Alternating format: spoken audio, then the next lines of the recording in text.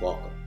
I'm Jonathan Bey of the MoorishDirectory.com, and this is Moor Talk, Episode 6. Now, this is going to be a very special presentation, a video that's on loan to us by Sister Charisse L. of RenownRoyalty.com, in which she is hosting an extremely important discussion between two outspoken intellects in our community, two extremely active sheiks who are known for exposing charlatans, who are known for exposing those that have been preying upon the least or informed in our community. And we're very fortunate to have this caliber of brothers working hard on our behalf out in the community. Brother Kujo Adwado L. and Brother Ramiel L. Bey. And what they're going to be discussing is the night and day differences between naturalizing and nationalizing. They're going to be articulating with specificity the stark juxtaposed differentiations between naturalizing and naturalizing. You should get out your pens and paper, take notes. It's very interesting, but also very important. With that, let's continue. Islam, peace and love to all Moors worldwide. This is Charisse L. All liberties reserved. Today, well, happy holy day first off to all Moors as well. Seeing that it's Friday, it is our holy day. I want to welcome two grand sheiks, prominent grand sheiks within the Moorish Divine and National Movement. One brother is called Ramiel El Bey of the Great Seal West, and the other is Grand Sheikh Kujo Adwa El from Canaan Land Moors. And we're going to be talking about naturalization and what it is, you know, because there really is a lot of misconception behind this process. So I made it my intention to have this conversation live so that those who are studying, those who are coming into the movement can really have a fundamental basis of what naturalization is. So please, brothers, you know, welcome yourselves, introduce yourselves. Ramiel, would you like to go first? You know, just start off. Islam. So I'm Ramiel El Bey of Great Seal West, Khalifa. You know, we're here in the North Gate or the western shores of Amexem. And you can catch me on the Conscious Vibes Radio, Mondays at 11 a.m. And we have the live class that goes on every Thursday for those, and I'm sure we'll probably give out more information about that, but I'm National Grand Sheikh of Great Seal Order West in these territories. Islam. Kujo, would you like to? Islam. Love to all Moors. I'm Kujo Adwa El, Grand Sheikh of America, Moorish Divine National Movement, Moorish Holy Temple of Science in Canaan Land Territory. We got our classes every Tuesday on Ustream, and you can also go to the Canaan Land Moors YouTube page. If you're looking for Moorish hip hop, willovallah.com, and you can get. But we got to do, so let's do what's supposed to be done. Indeed, wow. Islam. All right, so let's get to the nitty gritty, right? Let's talk about naturalization. I'm going to ask both of you guys the same question, and you guys just give your critique and take on it. So, Brother Ramiel, would you mind defining naturalization for me? Okay, so by definition, naturalization is the act of absorbing an alien into, since we're speaking about these shores or this land or these corporations, it's the act of absorbing an alien into the U.S. So that's what naturalization is. And so when we're looking at what it is, of course, we have to get a broader understanding of the words that are used in the definition. The first word that anyone should want to know is, what is an alien? So when we're looking at the definition, it's the act of absorbing an alien and clothing them with the privileges of a U.S. citizen. Okay, so if you're reading the definition, the law dictionary, that's pretty much what it's going to tell you. Well, an alien, by definition, in the law dictionary, in the Black's Law Dictionary, if you go to the 4th edition and many of the other editions, it will tell you that an alien is not someone naturally born in the U.S. It is someone from abroad. I'm sorry to cut your wisdom, Sheik, but do you mind being specific when you state the U.S. or U.S.? What are you referring to when you state that? Okay, so the U.S., of course, we're speaking of the corporation dealing with the Act of 1871. So with the Act of 1871, you had the constitutional republic suspended, went bankrupt. So once that entity went bankrupt, you had the reorganization, and then you had the new classifications of the U.S., which now is a corporate territory, okay, within the 10 square miles of the of Washington, D.C. Okay, that's the jurisdiction. Now, what has happened is that in modern terms, we tend to think of and make the U.S. synonymous with America. But the U.S. is a corporation founded on paper. Okay, the U.S. is first formed and incorporated in France in 1754, I think it is. And you can do your research on that. But then it becomes completely, the republic goes bankrupt, and then you have the capitalization and the trademarking of the capitalization that takes place in around 1871, and you'll find that in the Act of 1871. And so when we're speaking of the U.S., we're speaking of the corporation itself, which now does business as a de facto government entity. And so people think of the government or the constitutional government, and they think of the U.S., U.S.A. But that actually comes from the Act of 1871. And so whenever I'm saying absorbing someone into the U.S., I'm speaking of the corporation that is the U.S. that claims and does business as a de facto government on the shores of Northwest Amexem. Indeed. All right, so go ahead. No, are you? I want to pass the baton to Grand Chief Cujo. If you concluded your statement. Yes, Islam. Islam. All right, Cujo. Just to everything that is presented is, and when it comes to the concept of naturalization, and Moors taking the position of saying we are going to naturalize somebody, that they are saying that they're naturalizing, or better be aliens.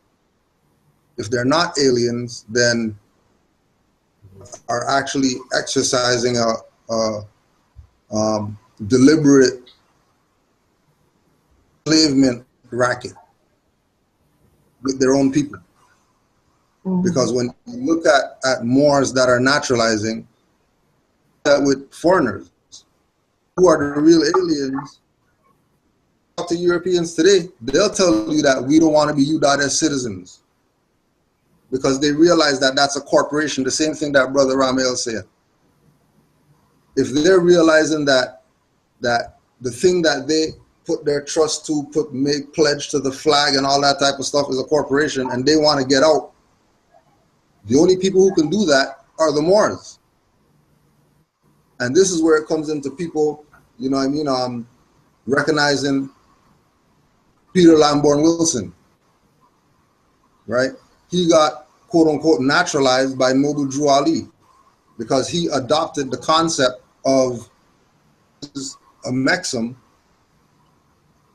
and the people who I thought that, you know what I mean, were helping me out, bringing me over here and all that type of stuff, were really trying to enslave me, then the next best thing to do is to get down with the people who are the ones that are the legitimate government heirs, whatever.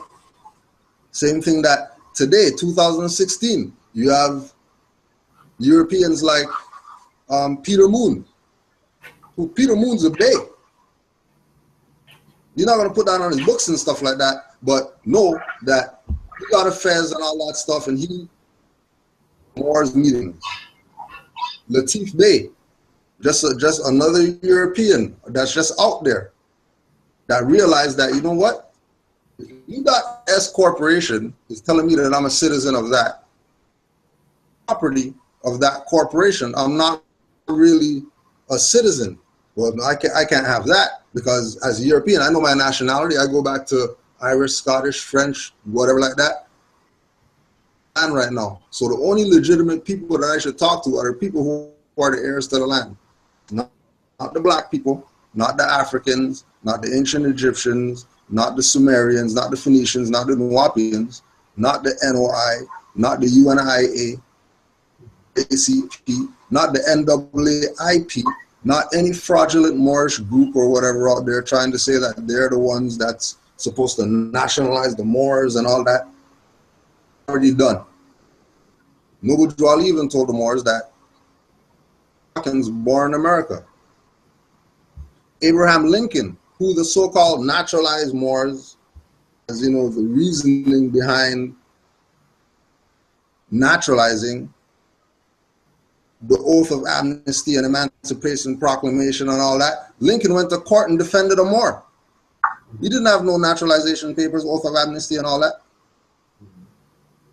He's a Moor without that stuff, and then people are telling you 2016 that you need to naturalize to be a Moor. Now yield the floor on that with regard to naturalization and its meaning. In Islam, you know, as you guys are going through, I took it upon myself to look up the definition of nationality and that nationality, naturalization, and also naturalized citizen, you know, just to put that on the forefront. So this is Black Law Dictionary as a reference that I'm going to right now. And I'm going to start with what nationality is. You know, it states that quality or character which arises from the fact of a person's belonging to a nation or state. Nationality determines the political status of the individual, especially with reference to allegiance, where domicile determines his civil status. Nationality arises either by birth or by naturalization. All right, and now I'm going to. Okay, so let's just interject right there. So the naturalization Moors, their Jedi mind trick that they're going to use on the people to say that naturalization is really the way to go is what is the last thing that you just read. If you could just read that again.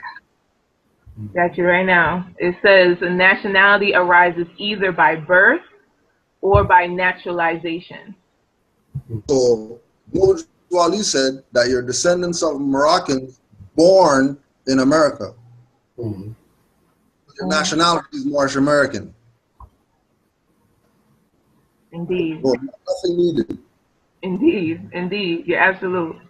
Then stop right there, because there's no need to go into anything else, because I don't know what Noble Drew Ali said. It lines right up what Noble Drew Ali said. It makes common sense when you take Noble Drew Ali's stuff. Mm-hmm. I know one question there, Noble Drew Ali's book, and then you put that with that definition, which is law dictionary, and then you put them side by side, and you realize that Noble Drew Ali was teaching law. Mm-hmm. Mm-hmm. And Indeed. then Islam and In a religious book. Indeed. and so even with that, we have to look at the fact that there is not a document that has ever surfaced where the prophet has said that we are U.S. citizens. So when we're looking at what Temple 13 and the Ink and all these other naturalization Moors are talking about, they have no proof to substantiate us actually becoming U.S.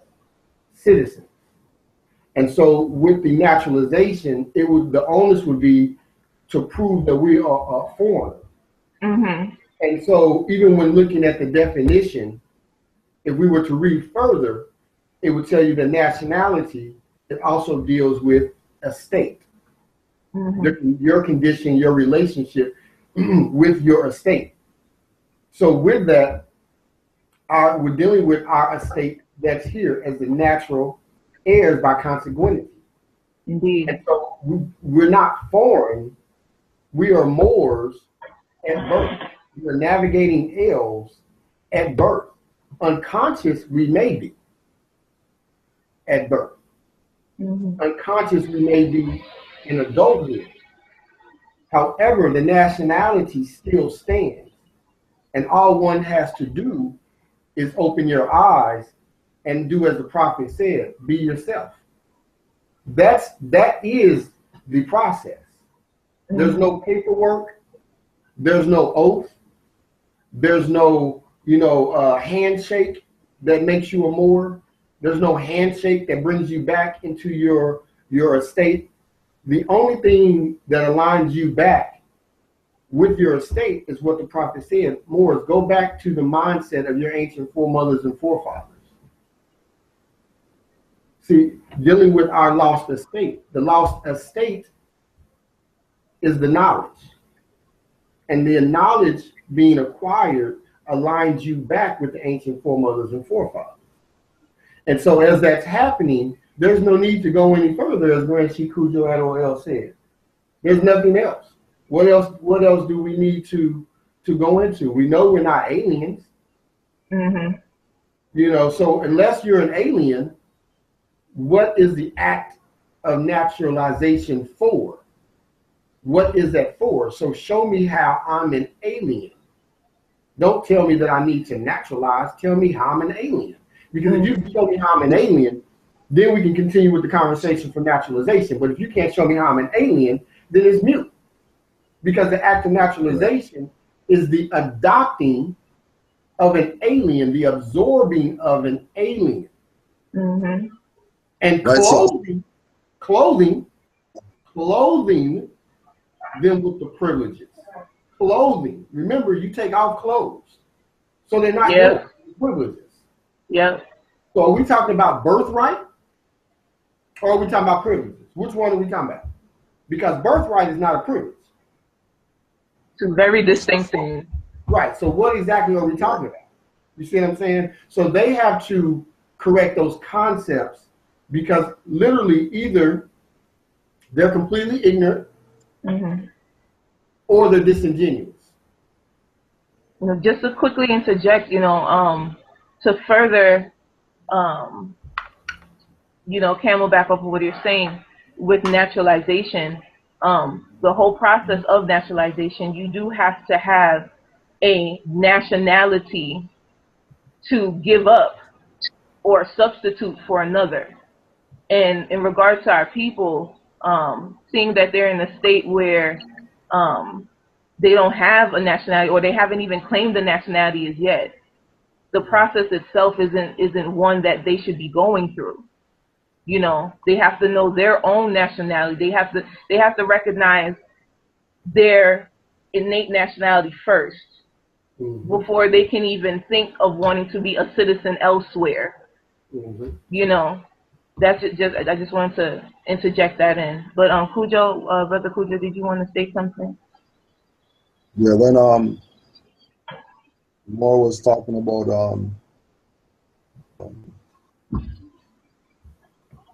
the concept of clothing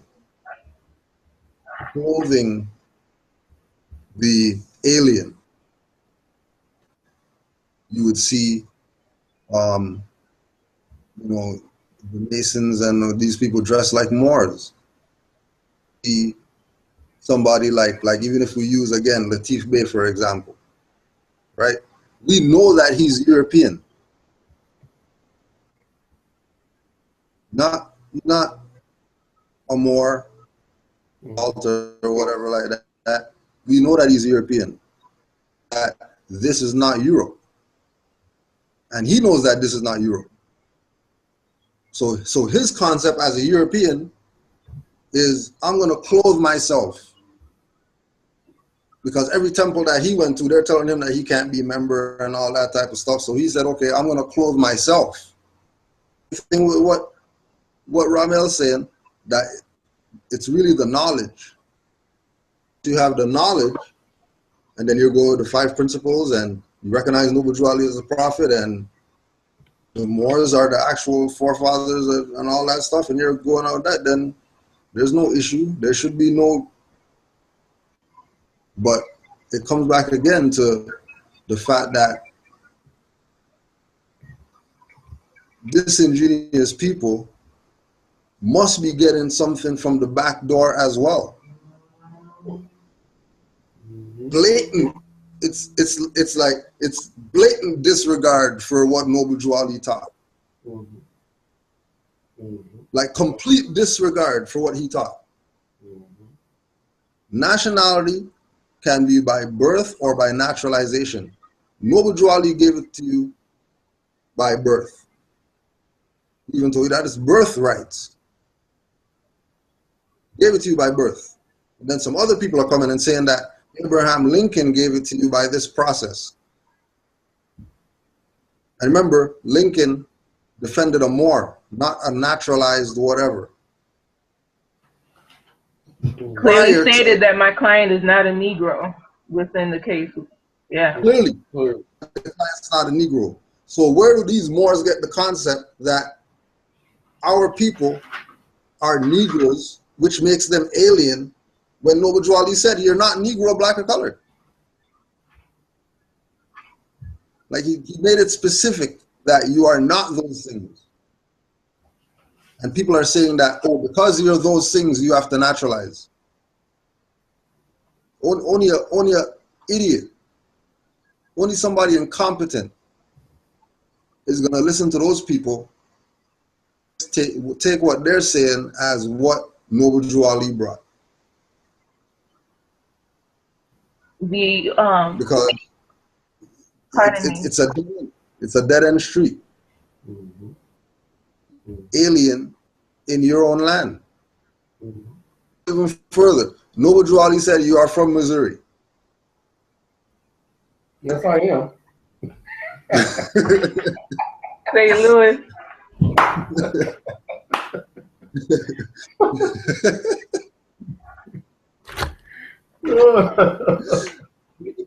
Noble Drew Ali said, it is earnestly hoped, compared in any way, shape, or form to the Back to Africa BS.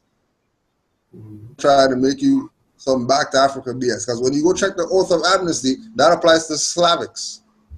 Oh, sorry, slaves, for all the incompetent people. Are you Slavic? If you're not Slavic, why do you need an Oath of Amnesty? And on top of that, you know, Noble Drew Ali already told you that you're Moors, you're born Moors. Right? Islam says. Islam, you know, what you stated was very powerful, truly, because, you know, like you said, they certain temples are taking upon themselves to want these people to claim to be black, and that's why you have to go through this naturalization process. And again, the prophet put it out there, laid it out there that you are from here. We are home. This is our land. You know, breaking down, going back to what Brother Ramiel stated, speaking about estate, you know, you're basically speaking of the entitlements and the trust that was left behind from our foreparents for us as heirs to this estate. Like it's ours. So for us to wanna for there to be temples out there that says that we have to claim the title black, the label, the branding as black, to then get remedy is a clear fraudulent process, and it shouldn't be something that is taught to people who understand and know that they are home. There's nothing that needs to be done as far as naturalizing copper-colored people here in Alma Rocks. It's not. Islam. You know. You know, one of the things too we also have to keep in mind when dealing with these people is that the prophet said that we are for the enforcement of the Constitution, the American Constitution. Now, understanding that in the Constitution here, it tells you that no title of nobility shall be granted by the United States. Well, El Bey, Day, Ali, and Il are titles of nobility. So by what power can they grant us anything? Now, also go back to the preposition that exists in the preamble.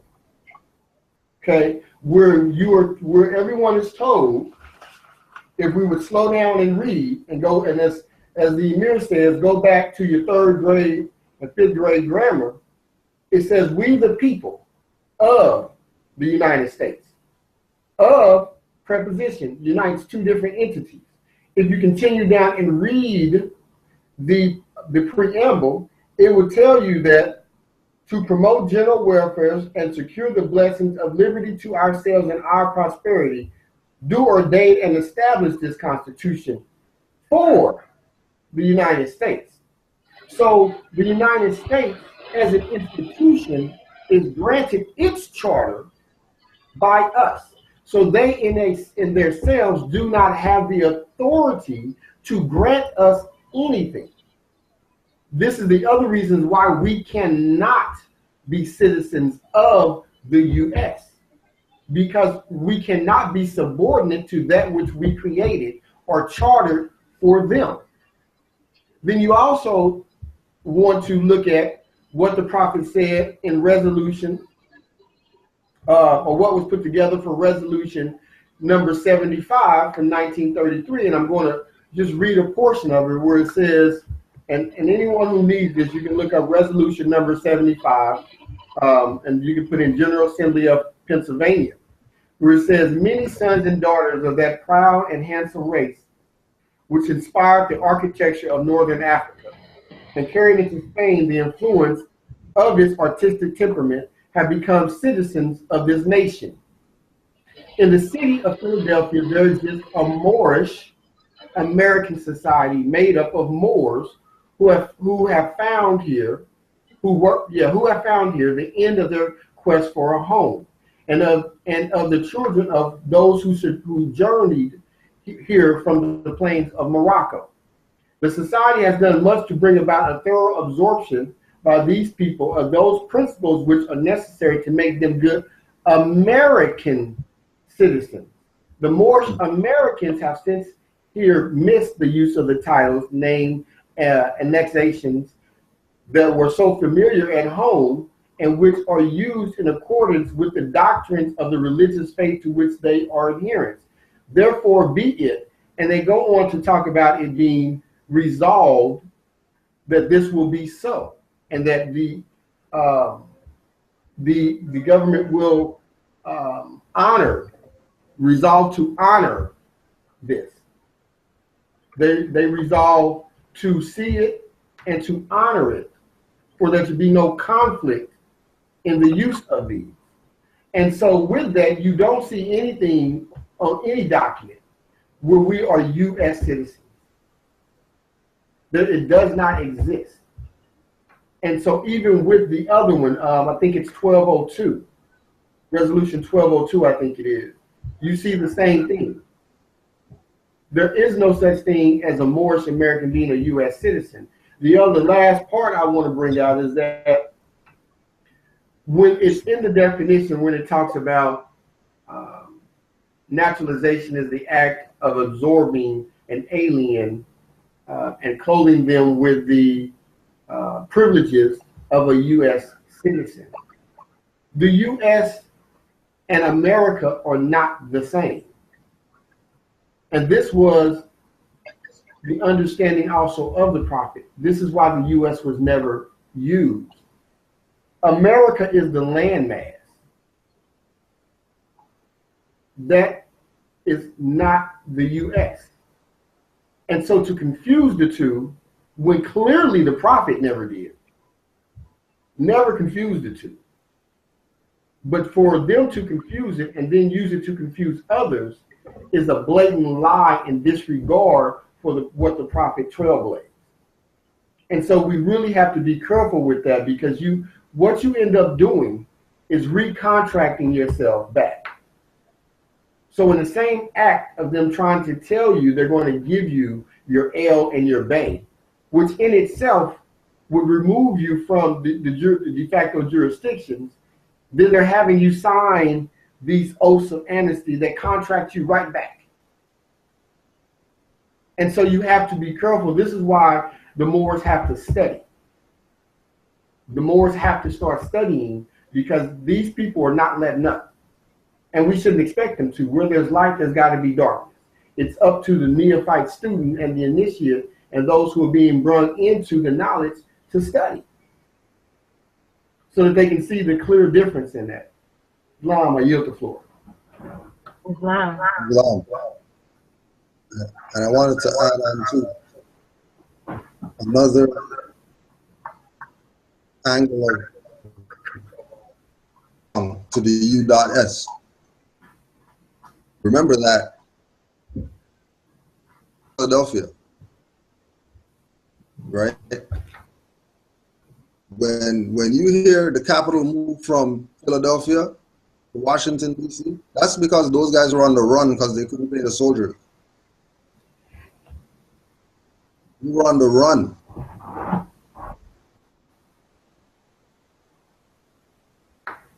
We want to put this on the record, because the concept is that run with this because Abraham Lincoln was the last, honest Abe and all that type of stuff, and he wanted to help the black guys and all that, right? But consider something. Lincoln, political debates between Lincoln and Stephen Douglas. Okay, this is debates, right? And this is Abraham Lincoln, 1858, September 18th. I will say then that I am not, nor ever have been, in favor of bringing about in any way the social and political equality of races. That I am not, nor ever have been, in favor of making voters or jurors of Negroes, qualifying them to hold office, marry with white people. And I will say, in addition to this, that there is a physical difference between the white and black races, which I believe will forever forbid the two races living together on terms of social and political equality, as they cannot so live, while they do remain together, of superior and inferior. And I, as much as any other man, am in favor of having the superior position assigned to the white race. Occasion, I do not perceive that because the white man is to have the superior position, the Negro should be denied everything. I do not understand that because I do not want a Negro woman for a slave. Necessarily want her for a wife. And is that I can just let her alone. I am now in my 50th year, and I certainly never had a black woman for either a slave or a wife. So it seems to me quite possible for us to get along without making either slaves or wives of Negroes. I to this that I have never seen, to my knowledge, a man, woman, or child producing a perfect equality, social and political, between Negroes and white men. That's an excerpt. Exactly. So when we have as a reference point, we have a prophet as a reference point, and then people are going to show you somebody else, and then they're going to take the picture of that guy with his hand on the book, and then put that picture next to Noble Drew Ali with the picture with his hand on the book. Drew Ali was, you know, following in the steps of Lincoln and all that stuff like that, in order to emancipate the people. That a prophet would stoop so low as to forget his connection to Allah and tie it to some state's president crap. And then we still want, for the record, Dr. Noble Drew Ali, who did naturalizations and all that stuff. And we want his stuff too. Papers or something that he naturalized, because, you know, he was a foreigner. He was Jew and all that. That's European name. So he's clearly a foreigner. So he should have naturalization papers. Drew. And then I thought maybe I was the only one who never seen it. Say that again? Yeah. I thought maybe I was the only one who had never seen those papers. No, I never Yeah, seen I've it never either. seen them either. Nope. So the plot thickens. Yeah. Shoot. Right? Indeed. It's deep. Indeed. You know, I just want to expound, Stanley, if I can, with also introducing the Expatriation Act. You know, there was a letter or a reporting from the Senate back in 1906, trying to address the issue of citizenship and protection in Morocco and you know, etc. But I'm going to read an excerpt from there, and it says citizenship of the United States, expatriation, etc. Chapter 5, temporary provisions of Morocco. It says, sir, there are strictly speaking no Moroccan laws relating to citizenship of Moorish subjects in Morocco. The fundamental laws of this non-Christian country are based entirely upon the Islamic code, no part of which treats of the subject of citizenship. There are, however, numerous treaties and conventions between the various Christian countries and the Moorish Empire. So this is, I just got to interject really quickly because this is 1906. All right. The Kingdom of Morocco wasn't even founded until 1956, correct? 1956. And in this report from the Senate, they're speaking of the Moorish Empire and the treaties that other countries made along with the Moorish Empire. All right. So for those who are questioning if an empire even existed, clearly to the Senate it did, for them to have to report it. All right. So continuing on, it says, there are, however, numerous treaties and conventions between the various Christian countries and the Moorish Empire by means of which citizenship in this country is defined. But as I understand from the above acknowledged instructions, that is not the desire of the department to call for a report upon such lines. I will therefore confine these remarks to general conditions existing, which may possibly be of some use in connection with the information desired. 1. Citizenship in Morocco may be said to be governed by the laws pertaining to the same in other countries, with the exception that all persons residing in Morocco who cannot prove foreign citizenship or protection are considered ipso juro as Moorish subjects. So right there is saying if you can't prove that you came from somewhere else, automatically you're Moorish. You're under the dominion of the Moors. Am I correct in stating that? Love. Okay, just making sure. You know, I'm reading right. And then it says 2 and 3, Moorish subjects lost their nationality only by becoming naturalized in or protected by another country having treaty relations with the Moorish Empire. So Okay. now it's stating, Go back. I want you to read that line form one more time. indeed. Please. Moorish subjects lost their nationality only by becoming naturalized in or protected by another country having treaty relations with the Moorish Empire. Now, just to interject, could you just read that one more time? 3 times the charm? Just so we're sure what you just said. 3 times the charm.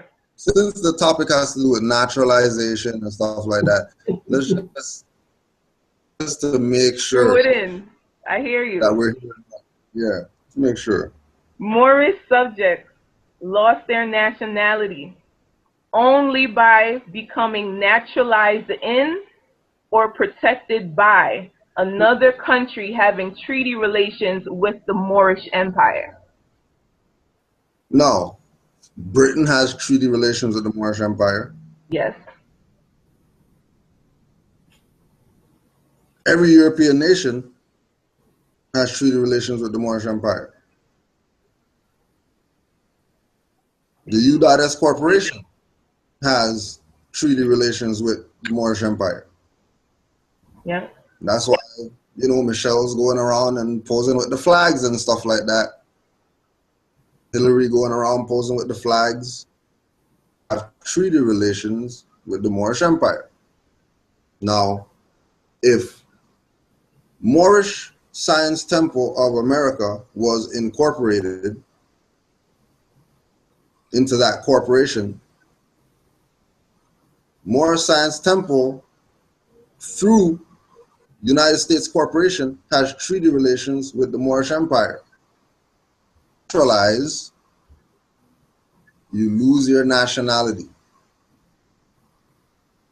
Science Temple of America tells you that before you even go in the building,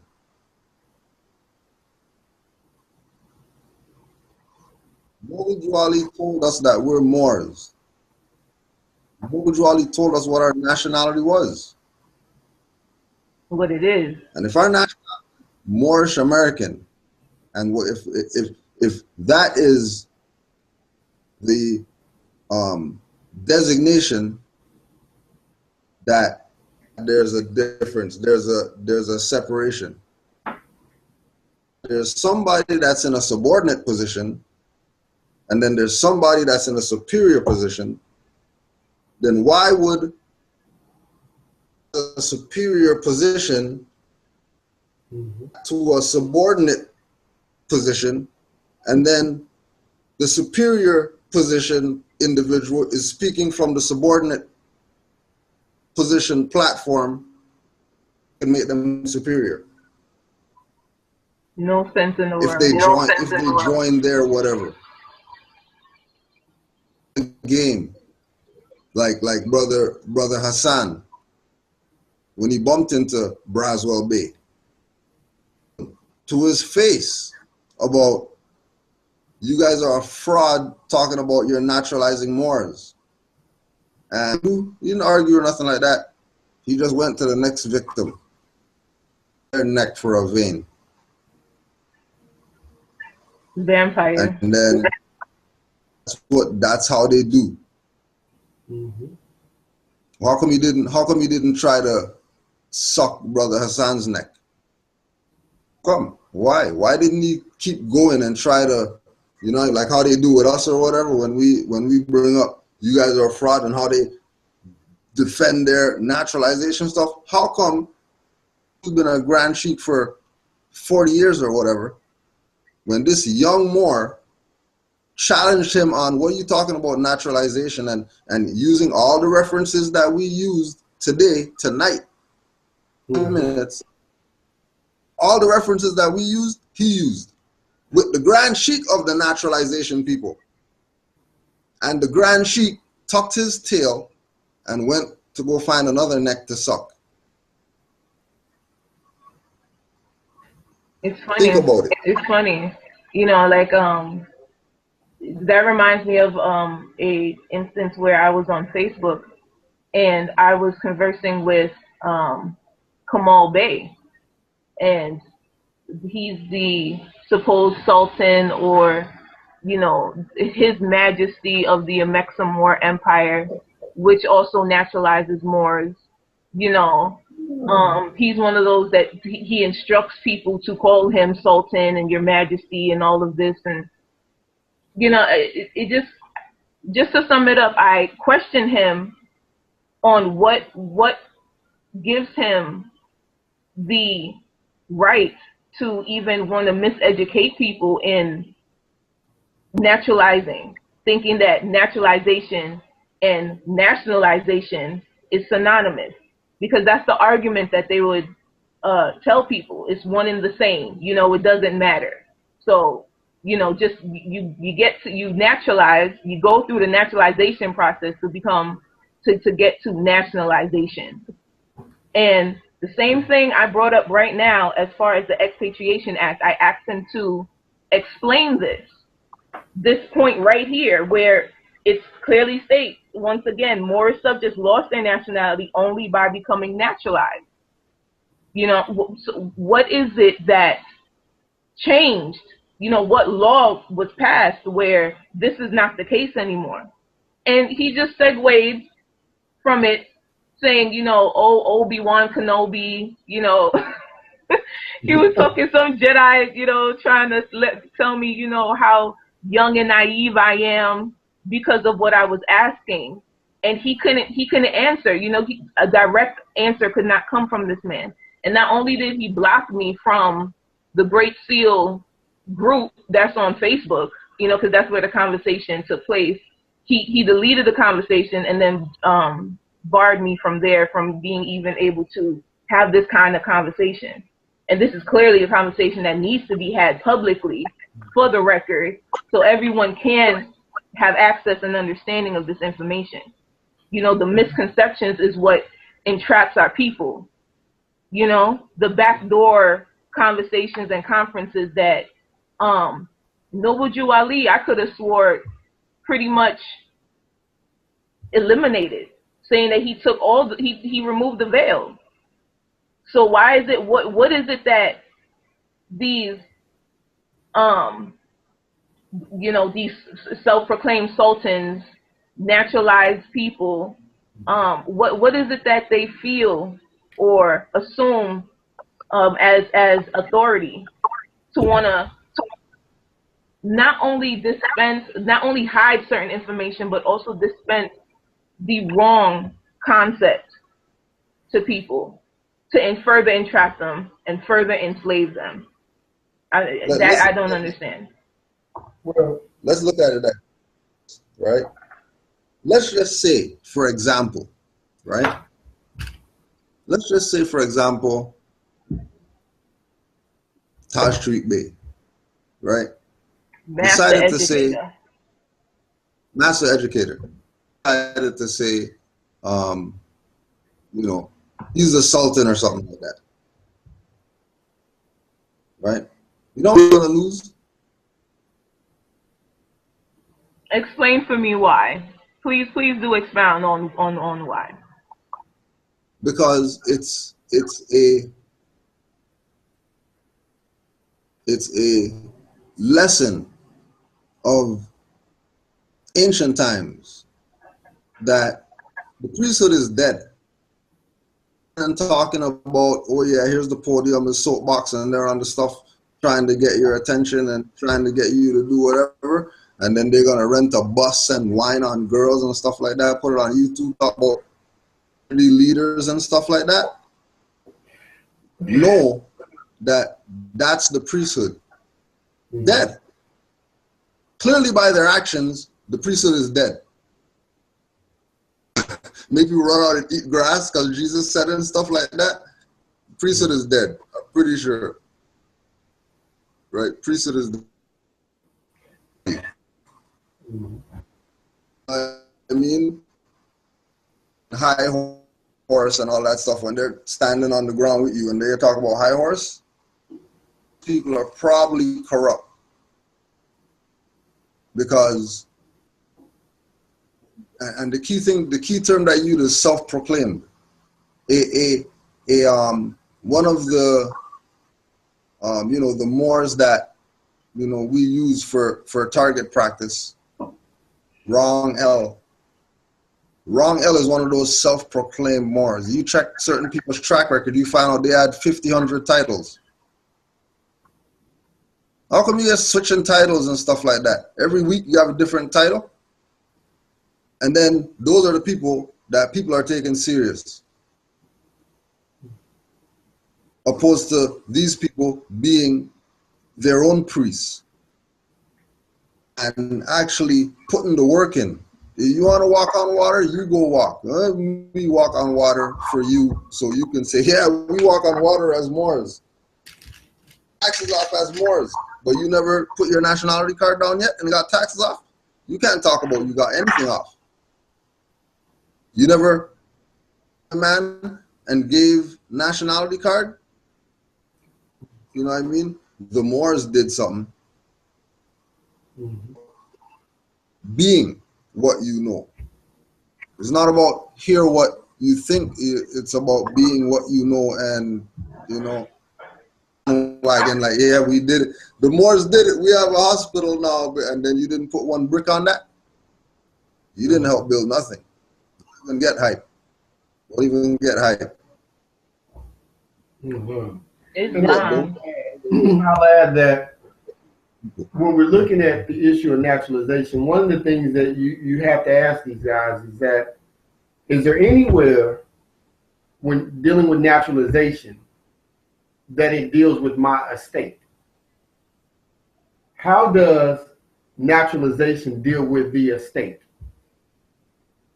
That will shut it down, because remember that this is what this is about.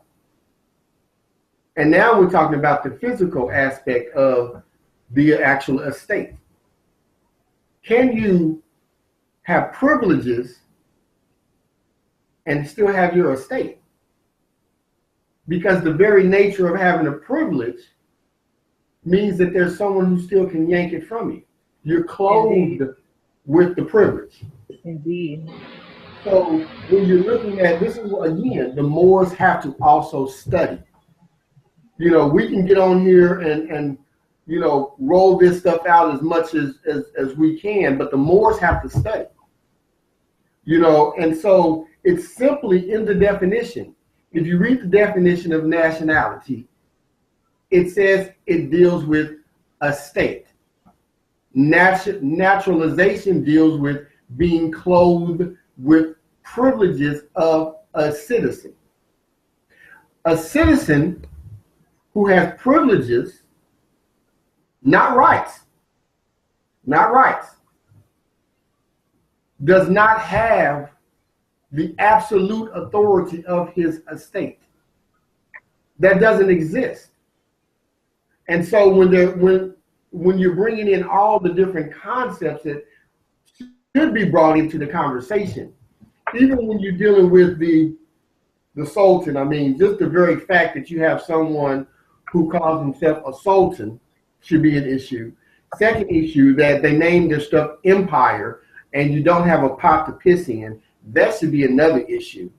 Okay, you can't call it an empire when you don't own nothing. Okay, seriously, just saying. You can't call something an empire. Okay, that's a bastardization of ancient principles in itself. So you can't claim supremacy of territories when you've never been given the authority of those territories. Like, this is absurd. You see what I'm saying? This is, you know, and as everyone No knows, different with the colonists. right? Well, you as everyone else, I don't really get into the back and forth with people, but I see it. You know, I laugh, I chuckle because it's absurd. You can't call yourself Amexem or Moor National Empire and you don't have a pot to piss in and ain't got assigned by all the territories to be a sultan. Do you know what a sultan is? A sultan is not just in one neighborhood. A sultan ain't in a district. You know, this isn't the nature, you know, of our ancient customs. And then to talk about naturalization, what they're doing is literally bringing people's estates and turning them over to them and claiming that. And this is part of the reason why they're doing this to people. Because, but again, the Moors have to study. You can't, if you are not smart enough to listen or look at somebody and they call themselves a sultan, and when you see their videos, they doing it in a basement, that's the issue. Like for real. You're going to do your videos in the basement and call yourself a sultan. I'm confused because I've never seen a sultan of a nation actually do that. Just saying. Maybe it's just me. Like I said, this is why I don't get into this stuff. Because I'm a common sense dude. You stop laughing at me, Reese. I'm just saying. This is why I don't get into this stuff. Because if it don't make sense, it don't make sense. You can't be in a basement calling yourself. You can't say you have an empire and you're in a basement doing a video or in somebody's front room. You know, if we look at, I've never seen the Emperor of China do anything from a basement. I've never seen the president of the U.S. corporation do anything from a basement. I haven't seen these things. So if our people don't have enough common sense to see these things and not look at them and understand the frauds that they are, it's just like I got calls from people when the dude was talking about signing up. If you give him, or I forgot what it was, like a couple of years ago, I'm sure y'all remember, where the guy was talking about he was over the new trust or the new national government of the world, a monetary fund. He was going to give everybody 3 million or 4 million notes, not last November if they had signed up by then. And you got people actually going for this. Like he's been given the authority as the new king or something he was calling themselves. And he's in the Philippines telling everybody that if they do, I forgot what it was because it was absurd. But you have people who, our people are looking for too much of a way out. They're looking for the quick fix. And that's part of the issue.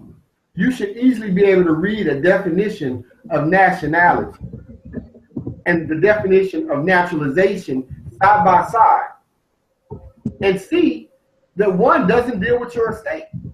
One deals with privileges. Even that in itself should be enough without us having to go too many places when you see that we're talking about claiming our lost estate. But in the definition of what these frauds are telling you to do, there is nothing dealing with your estate. The only place that deals with your estate has to do with nationality. One deals with privileges, one deals with the estate. Which one do you want, the privileges or the estate? Because the privileges don't have the estate. Islam.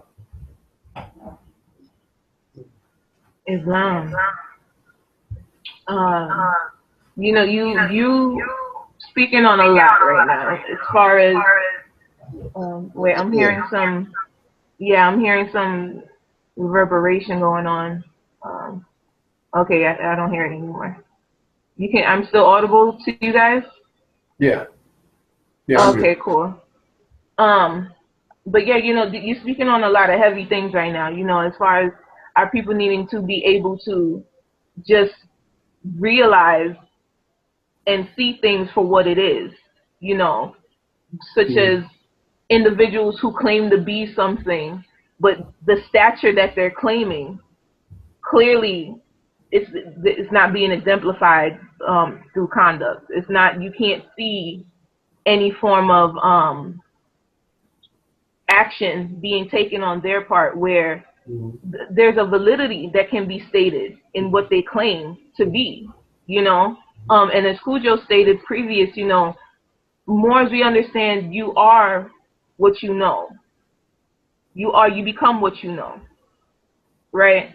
So with that, it's like, understand the application of information and knowledge is what builds your character for you to be able to stand on, to stand on that and to present yourself in a certain light. You know, for instance, you have people out here, just like you have these fraudulent sultans, you have these fraudulent scholars as well, you know. And I'm just segueing right now on individuals who really want to take it and make it their mission to try and badmouth Moors who are teaching people lawful information, you know, civics, pretty much the things that we should have learned in school. You know, all the English history that we were indoctrinated with has nothing to do with us being American and living on American soil. You know, it doesn't make sense that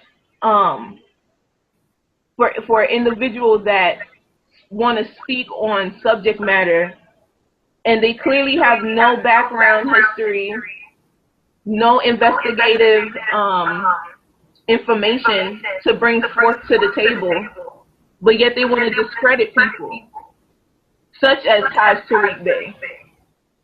You know, there's been a couple of videos that's been going on. I'm hearing the reverberation again. One second, let me just double check if it's my mic. One second. Islam? I can hear you fine. Islam. All right, I don't hear it anymore. I don't know what's going on. Maybe they tapping me. I don't know. Big brother always watching, so whatever.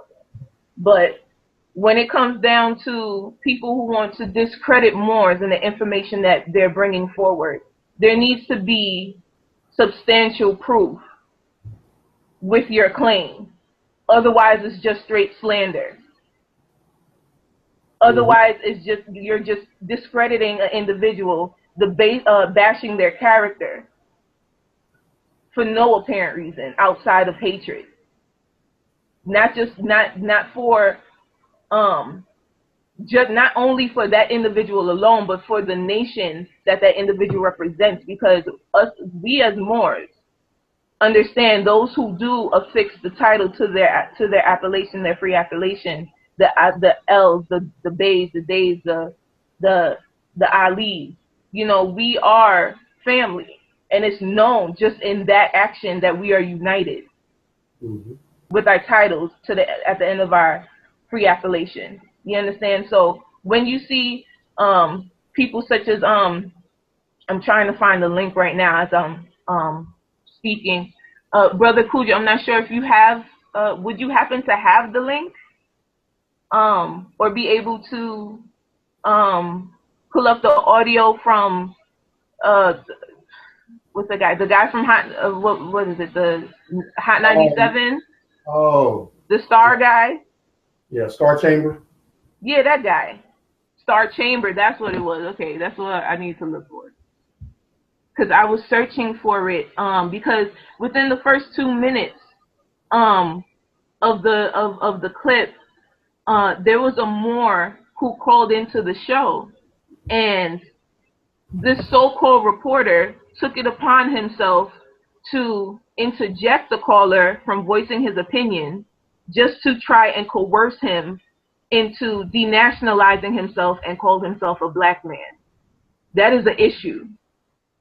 You know, and I really do want to clear that up. I want to be able to get into that a little bit if we can. So I have it queued. So indeed, well, go ahead, Brother Ramiel, please, if you have, you know, at least the first 2 minutes. If you want to extend it, you know, that's I'll leave that to your discretion.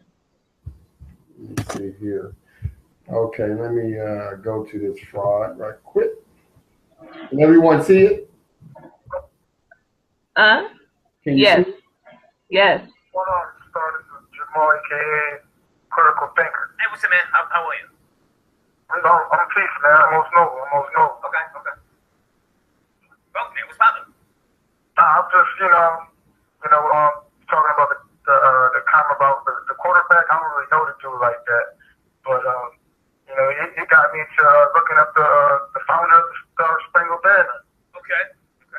So, Are you a man of color, sir? nah, I ain't no man of color or more. I don't subscribe to no color. No creed. Whoa, did you say you're a Moor? Yeah, I'm a Moor. Okay, hang on. How old are you, sir? I'm 32. Okay, 32. You are a black man. Yes, you are. Nah, I ain't no black man. Whoa. Let me slow you Nah, down. man, that's a crayon. Let me slow you down. You're a black man. And here's the thing.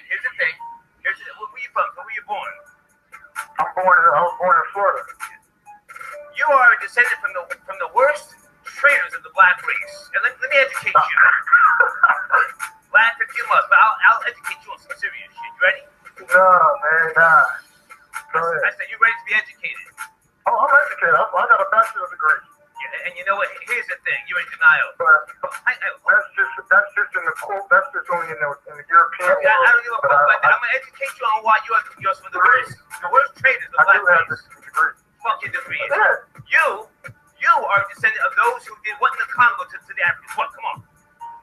But, nah, man. You gotta realize. No, don't tell me nah. I'm spitting back. Don't tell me nah. Your people did what? Hey, Your people did what? what came first? What? What came first? The Congo? You don't have to answer the question. Who came first? What did the Moors do to the Africans in the Congo? After the Moor South? What did the Moors do to the Africans in the Congo on behalf of King Leopold II, who never went to the Congo? What did your people do? Blacks, what did they do? You're talking about after we. Don't play dumb with me, Moor. Yeah, right. Don't play dumb with me, Moor. You said you're educated. No, I'm asking you. You said you're educated. Don't play dumb with me, Moor. Don't play I'm dumb. not familiar with that history. I'm familiar with the That's fall. why I said I'm educating you. Now listen carefully again. I'm listening. Listen? I'm listening. The Moors with the fez, right? My nigga, the fez, yeah? Yeah, I understand what you said. You mutilated 30 million Africans in the Congo. You, the Moors. Nah, that's not true. No, that's the truth. Because what you're speaking about is when the Moors fell. That's just like when we fell in America, we became police officers. We joined. You sound as dumb as a dead woman, nigga. I'm sorry. Nah, you're not making. Nah, I'm not understanding what you're saying. I'm not familiar with that. Go do some research. I'm not familiar. Goodbye. That ain't happened. Yeah, goodbye. Hey, since we had a more.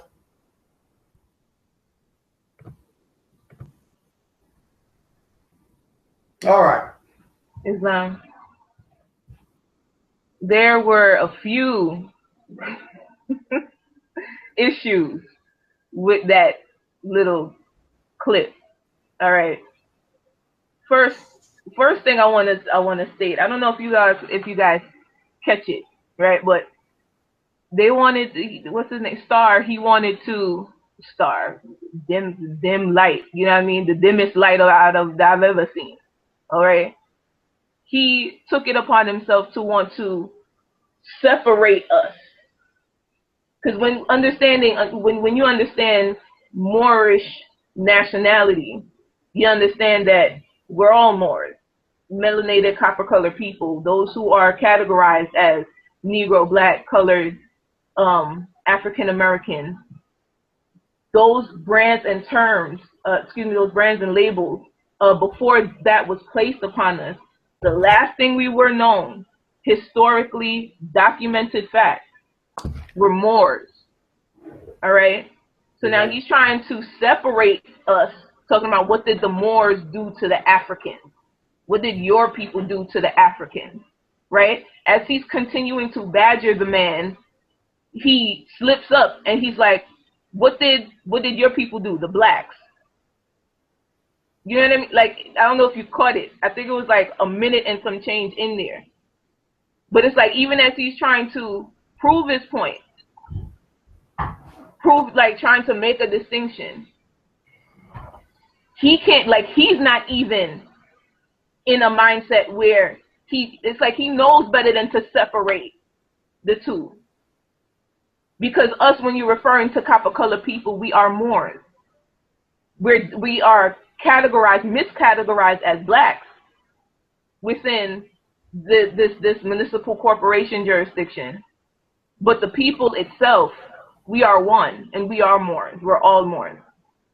But to get to what my main issue with this whole little clip is how he was trying to quote unquote school him, try to educate him, when clearly there is no basis nor factual information that he was dispensing in regards to understanding what black is, what a nigger is, what a Moor is, who did what when. He wants to bring up King Leopold. Brother Cujo, I know that you put it out there, something from the Encyclopedia Britannica. Is that correct? Yeah, about the whole concept of those individuals wearing fezzes, history of the Congo and King Leopold and all that, or those are individuals from other tribes in the Congo. Those are Congolese people. That's why when we talk about somebody schooling somebody, that's why the Moor schooled that Negro star, that it's no different than when we fell as black people and we became police officers. Right? Perfect analogy. Indeed. And Star still didn't get it. But why didn't he get it? That he's one of those puppets, those agent provocateur puppets. Just go ask other radio show, whoever people, record of being a dick. He has a track record of that. It's not nothing new that he's doing. This is his whole game. And it was like when the brother said that he's a Moor. Actually, when the brother said that he was a Moor, you already knew that something was going to go down. Mm-hmm. Right? But I want to take a page out of my good brother, Sheldon L., right? Our traveling Moor, our Moor that goes all over the world on a regular, right? That was very key to Moors having a solid position against people making these claims, right? How come they don't debate Dr. Ben? That. Well, let's just see what we mean by that. So if we go to page 546 in this book, who all the black guys have this book. All the black guys, all of them have this book, right? Page 546. Western historians continually tell everyone that the Moors were an Arab people, forgetting that there were two types of Moors. The African Moors, the first to enter Iberia in 711 with Tariq. There were amalgamated African Asian Moors, the offspring of African and Asian Muslims, the Asians, originally from Arabia and other areas around the Fertile Crescent, entered Iberia 12 years later. So Africans, Asians, and Arabs,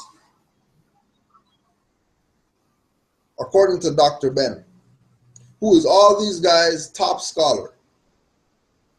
So if Dr. Ben is going to say that Africans are Moors and Arabs are Moors and Asians are Moors, Why are these people drawing maps and stuff and then circle stuff and then say Moors from here and then try to imply that, you know, Saudi Arabia? Mm-hmm. And pale people founded with anything quote unquote Arabic. When Dr. Ben, their renowned scholar, Islam to renowned royalty, their renowned scholar, right, is letting them know who the Moors are, but that those same jackasses are also Moors. Talking BS about their own birthright. Talking BS about talking against their own ancient foremothers and forefathers. And wonder why they have to do slick stuff like create a show, podcast or whatever, called Shot 97, which he's really a biter because he wants to be on Hot 97 so bad, but he can't. He doesn't want him because he's a dick.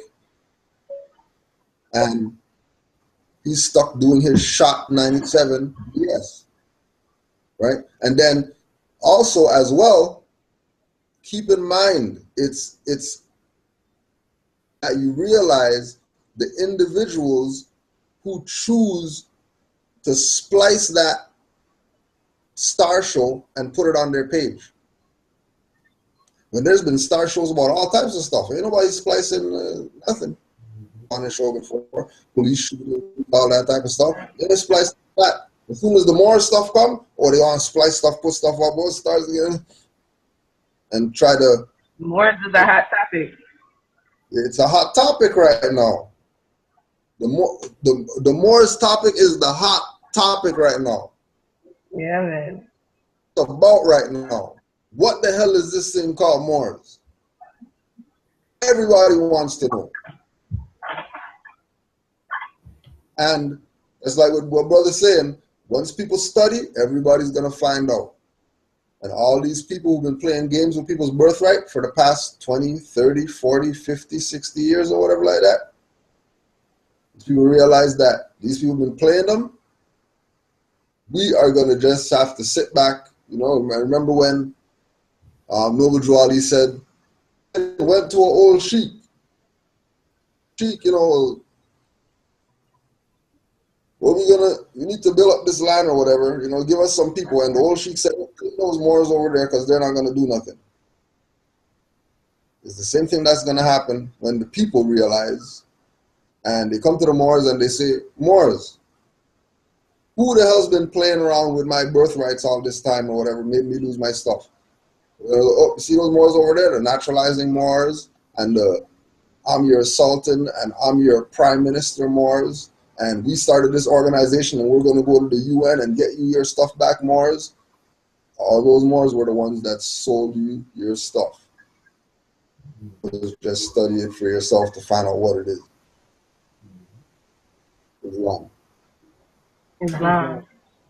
So, if you don't mind, if I interject on that one point with the Not at all. star guy. I want to, along with what the book that Brother Kujay read, also introduce this book into everyone's libraries. And you're going to find on the page, that area, I'm going to read two different pages, paragraphs out of it. And it says, now when Claudian wrote, and for a long time after, Moorish signified a great deal more than a native of Mauritania. Now, I'm going to pause there for a second. I want everyone to understand this book is written in 1895.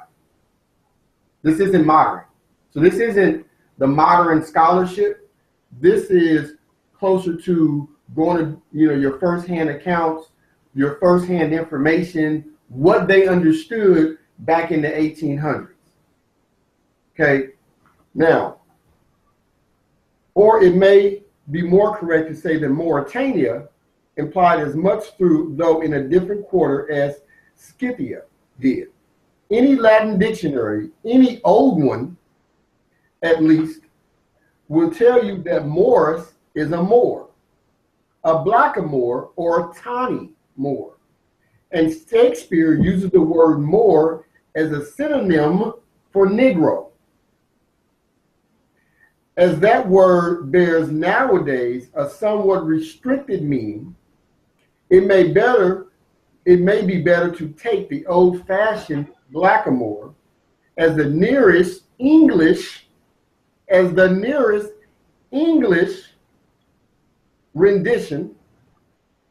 rendering of Moorish, signifying thereby any black or brown-skinned man. Consequently, the translation of Claudian's line is this: he subdued the nimble blackamoors, not wrongly named the painted people. And that's one part. Now let's deal with what he's saying and what most of your unlearned or people who want to talk about that we weren't called Moors all over the earth. Okay, so now we're going to go to page 49. Remember, this was written in 1895. So this isn't a modern change. This is what they knew of us in the 19th century or the 18, 17, 16, 1500s. It says, the country of Moravia is said to receive its name from its chief river, Morava, marsh, or anciently Moris, and its first known inhabitant or stated to have been a people named Quadi, who immigrated in the 5th century to Gaul and Hispania. The river Morava is tautologically for Moravia, or Morava, is Moor River. Whether Ava be regarded as Celtic or Gothic or a language older than either, it is not unreasonable to conjecture that the Quadi who went into France and Spain may have borne this name Moor, the other having been given to them by outsiders or vice versa, meaning that they were calling themselves Moor and that the others started calling them Quadi. They seem to have been known to the Romans, against whom they fought, by the first of these names. Lemprey gives several nations bearing names beginning with Moor. The Mori or Morenius in India, the Moruni in that country also, and the Moruni, a people of the Belgic Gaul, or the shores of the British Ocean, or examples. The Mori of Mauritania, or perhaps the most notable examples of a nation bearing this name, though in a slightly altered shape.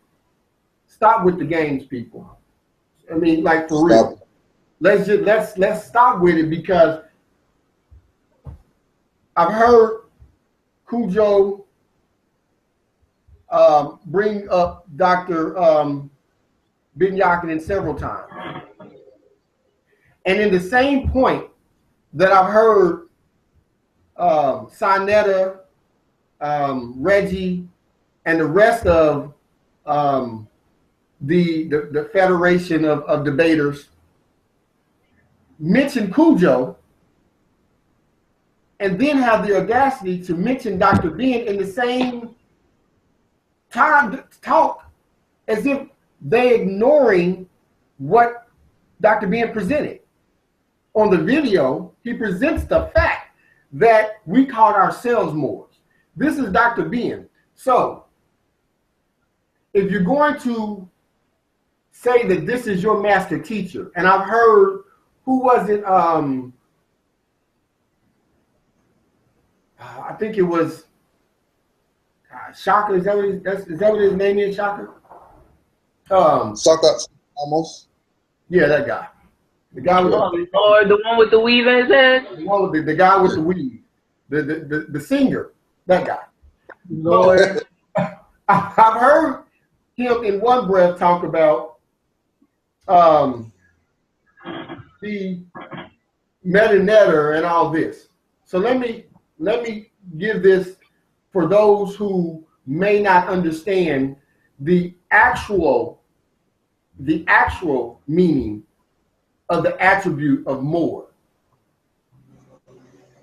The root of Moor is the MR. It's the MR. That's the root of it. Understanding we don't have any vowels in ancient linguistics or language. There's no vowels. The root is the MR. So you're going to find that root in the meta-netter, meaning beloved.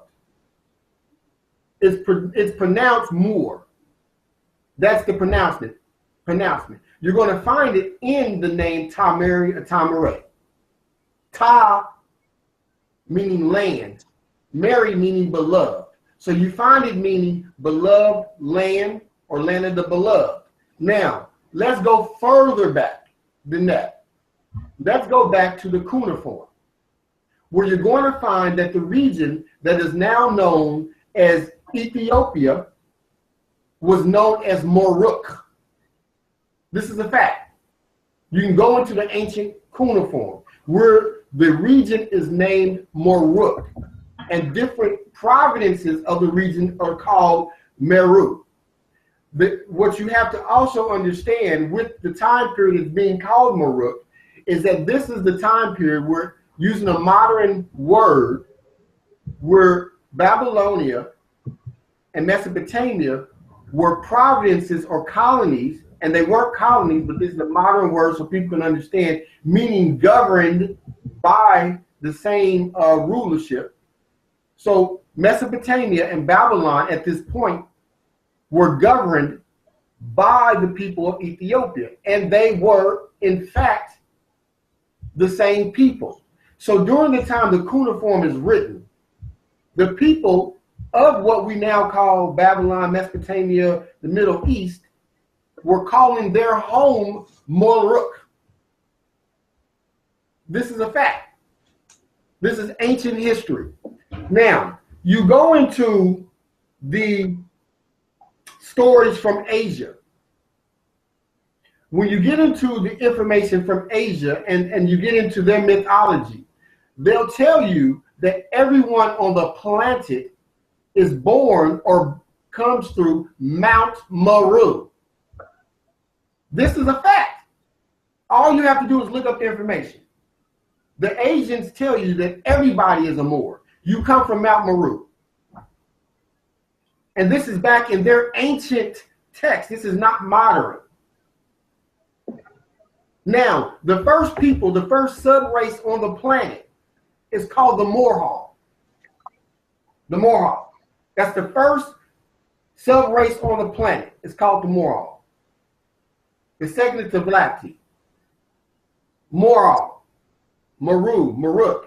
So you have to understand and be willing to understand that these are dudes who either are completely ignorant and just want you to follow them, or they're just misleading you to keep getting your notes. I'm going with they're misleading you on purpose to get your notes, because we have to know that anybody who is just willfully continue to put on debates where no solutions are given has to be someone who's literally just trying to fleece the people and allowing these people to continue to fleece you. But you have to be smart enough to stop watching it, because this is how YouTube is being monetized. So these people put on these dog and pony shows for you, call them debates. The word debate in itself means to lower. And then you watch their YouTube channel, thereby helping them fleece you, because every time you click on it, their YouTube channel is monetized, so you help them keep their lifestyle going by even watching the nonsense. So you have to know that the most ancient name of what we want to call Ethiopia, and I'm dealing with that because everybody wants to claim the motherland, so claim it as Maruk. To tell the truth, the name is Maruk. Okay, and we shouldn't have to break down the fact that if the name of it is Maruk, then what were the people called? See, either you get the name of the land becomes the name of the people, or the name of the people becomes also an attribute of the land. It's one or the other. Either way, it's synonymous. And ancient history says the name of Ethiopia, before it was called Habashite, before it was called Abyssinian, was Maruk. Islam. Just to interject with what you're saying, in further studies, you hear the Moruk, it segued in translation throughout time to be Yuruk, right? Yuruk, this is where you would get into the story of the Epic of Gilgamesh, where they're speaking of these demigods and such. So you get to understand why that area is so prominent in the biblical trails that goes on within the Bible. You understand, just that land area, why it was so critical. So that was very important. That was a very, very good point that you stated. And it's funny how, regardless of where you go to find information, you will always see that the constants M and R, which scientifically stands for pyramid, which is our symbol for civilization. So it's like it's everywhere. That MR, it's everywhere. The vowels we know can be interchanged. When you understand the principles of linguistics, Exactly. vowels is interchangeable. But the constants, when you focus in on that, then you can really dispel a lot that these so-called scholars try to put out there to mislead people and divert them from understanding where to really find information. Even with even here, like with the Amazon, at one point it used to be called the Madanon, like that area was called Maranon, like, you know what I mean? But now it's Amazon, and then it's like, it's just different dialects being spoken throughout time, and it kind of segues from the original word, but at its root, what it means, what it signifies, and that's what people need to get, as far as when they do their research and they're studying, get to the root, get to the matrix, get to the meat and potatoes. Don't deal with the connotation. Don't deal with the opinion of an individual. When you read something. Go ahead, family. The last thing I'll say, then we can move on to the European guy. Whenever you're ready. Yeah. The last thing I would say to anyone who wants to talk about the things that the Moors did and bring it up. Two things. Yes, you had some Muslim Moors who did it. So what? What else we got? So because there were some Muslim Moors, which really is how we should be saying it when we speak about different sects, because we're all Moors, you have to speak of them referring to their particular tribe or understanding, belief, travels, whatever. You had certain Muslim Moors who did do that. So what? So, because this is what's been going on all over the planet with Moors for thousands of years. So what we're going to do, or what they're going to do, is take what happened 300, 200, 175 years ago and say this is the rule of the Moors. Although you're going to call, who is it from Stolen Legacy? The guy his name.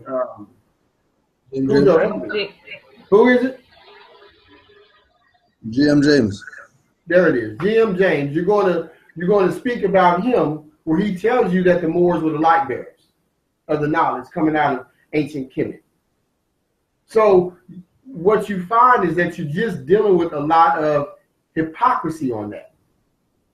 So yep, you have Muslim Moors who sold some of the other Moors into slavery. Got it. Thank you. So what? What else you got? Because that doesn't bother me. Because I see Moors who are classified as black, Negro, and colored selling us out every day. When we were in Ecupta enslaving each other. Same thing. When we were over here in the shores of Northwest, Southwest, and Central Amexem, we were selling each other out. I mean, how do we think that they colonized the world?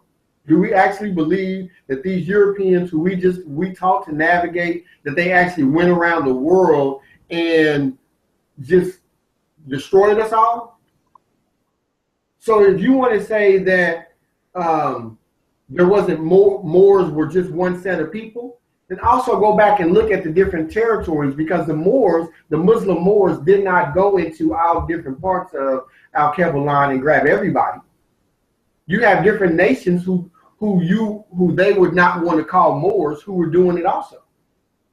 You had Moors over here in the tribes who were selling out other Moors. You have Moors today selling out other Moors. You have Ray Lewis talking about Kaepernick when he should be standing up saying, okay, I'll support him. So what's the difference? Why is that what we want to lean on? You want to lean on it because either you're taking a backdoor payout, so you want to actually discredit the movement, or you're just ignorant and stupid. I'm going to go with probably both. Islam. I just wanted to interject.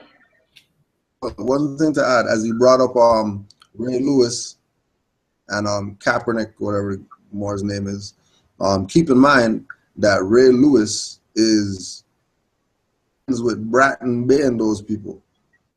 And when you hear Ray Lewis say, yeah, I'm standing with him or whatever, but leave the flag out of it. That the so-called Moors or whatever like that say is a flag when that's a banner.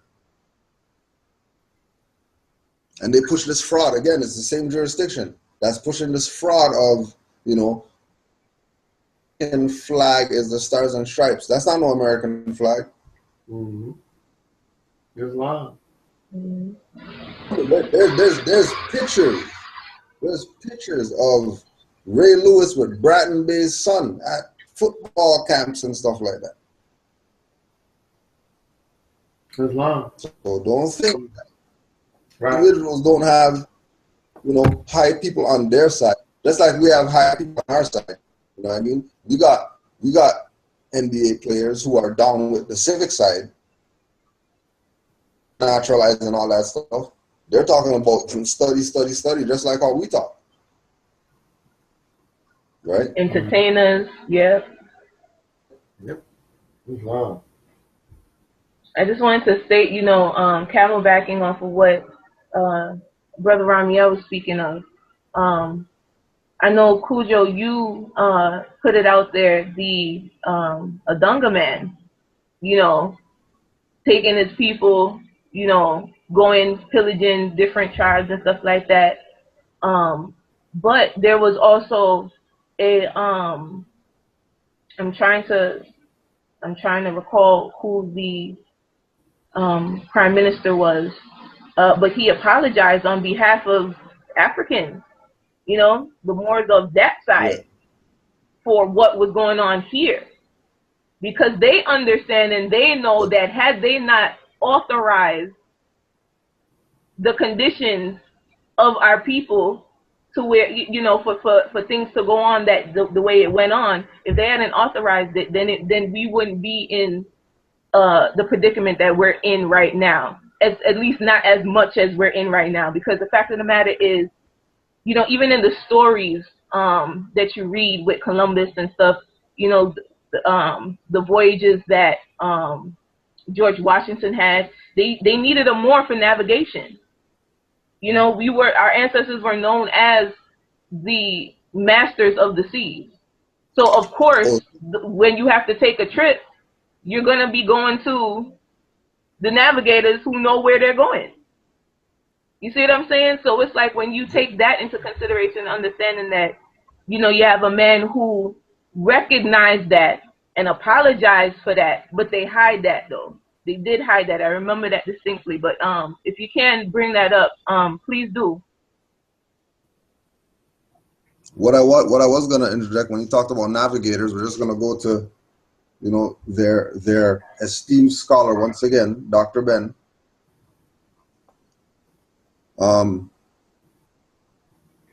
Yet, just as it was, oh, this is on page 546 again.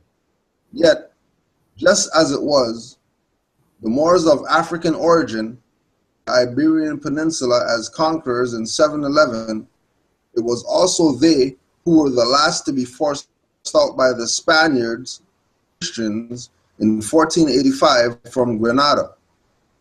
The African Moors came just 7 short years before Christopher Columbus, and his African Moorish chief navigator and captain of the flagship Santa Maria, Pietro Alonso Nino, a native of Morocco, North Africa, set sail for the shorter route to the Far East and ended up in what is today called the West Indies, but which is really the Caribbean. The final expulsion of the Africans, Arabs from Granada, Spain, in 1485 initiated another chain of victories by Europeans over the Africans, usually checked in 19, at which time Dr. Nkrumah of their former so-called Gold Coast Crown colony of Great Britain of political freedom under the name of the Commonwealth of Ghana, changed to the Republic of Ghana in 1958. So just to back you up, even though these Europeans could be sailing anywhere without Moors as the captains of their ships. Indeed. And that's not because Moors selling out and all that type of stuff. It's the same thing when we have those pictures, Europeans, and they have the little Moor in there, and everybody says, oh, that's a slave. Or turbans and stuff like that. They're not groomed the way that they're groomed in the painting like that. Wearing pearls and have goblets and stuff like that. Turbans.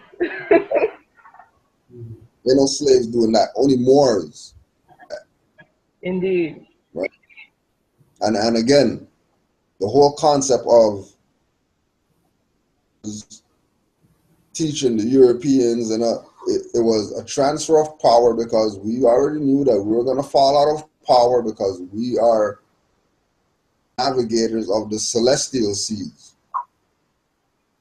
So it's not a secret that we were going to fall out of power, and the only people that we could put it in the hands who, you know, isn't really going to go crazy with it, who have their quote-unquote 33 degrees, they're not going to go past that. If they go past that, it's only on the strength of they studied for themselves because they belong, whatever.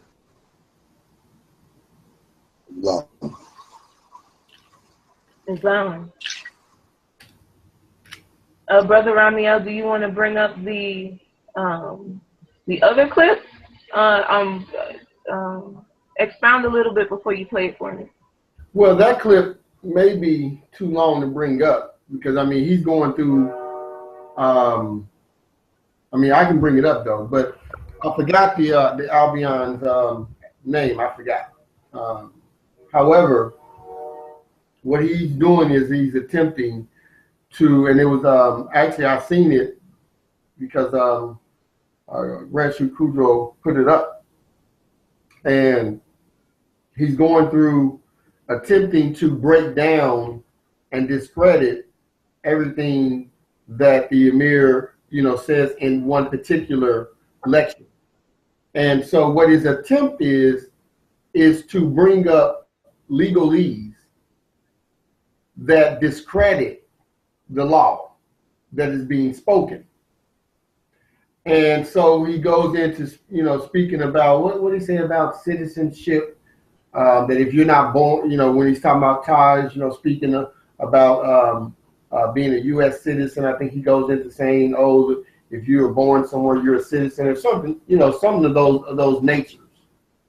So I can bring it up if you want, and we can, you know, we can look at that thing. You wanna at least play the first 2 minutes just so that they can. Yeah. Um, What do you remember y'all beyond his name, Cujo? It's called debunking. That's it. Something like that.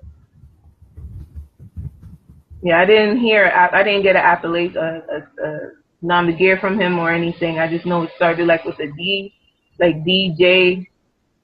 I think the D is in there. I don't know. You know, he doesn't show his face. He's just kind of just speaking. Oh, there you go. Okay, I got it. All right. I got you. Let's see.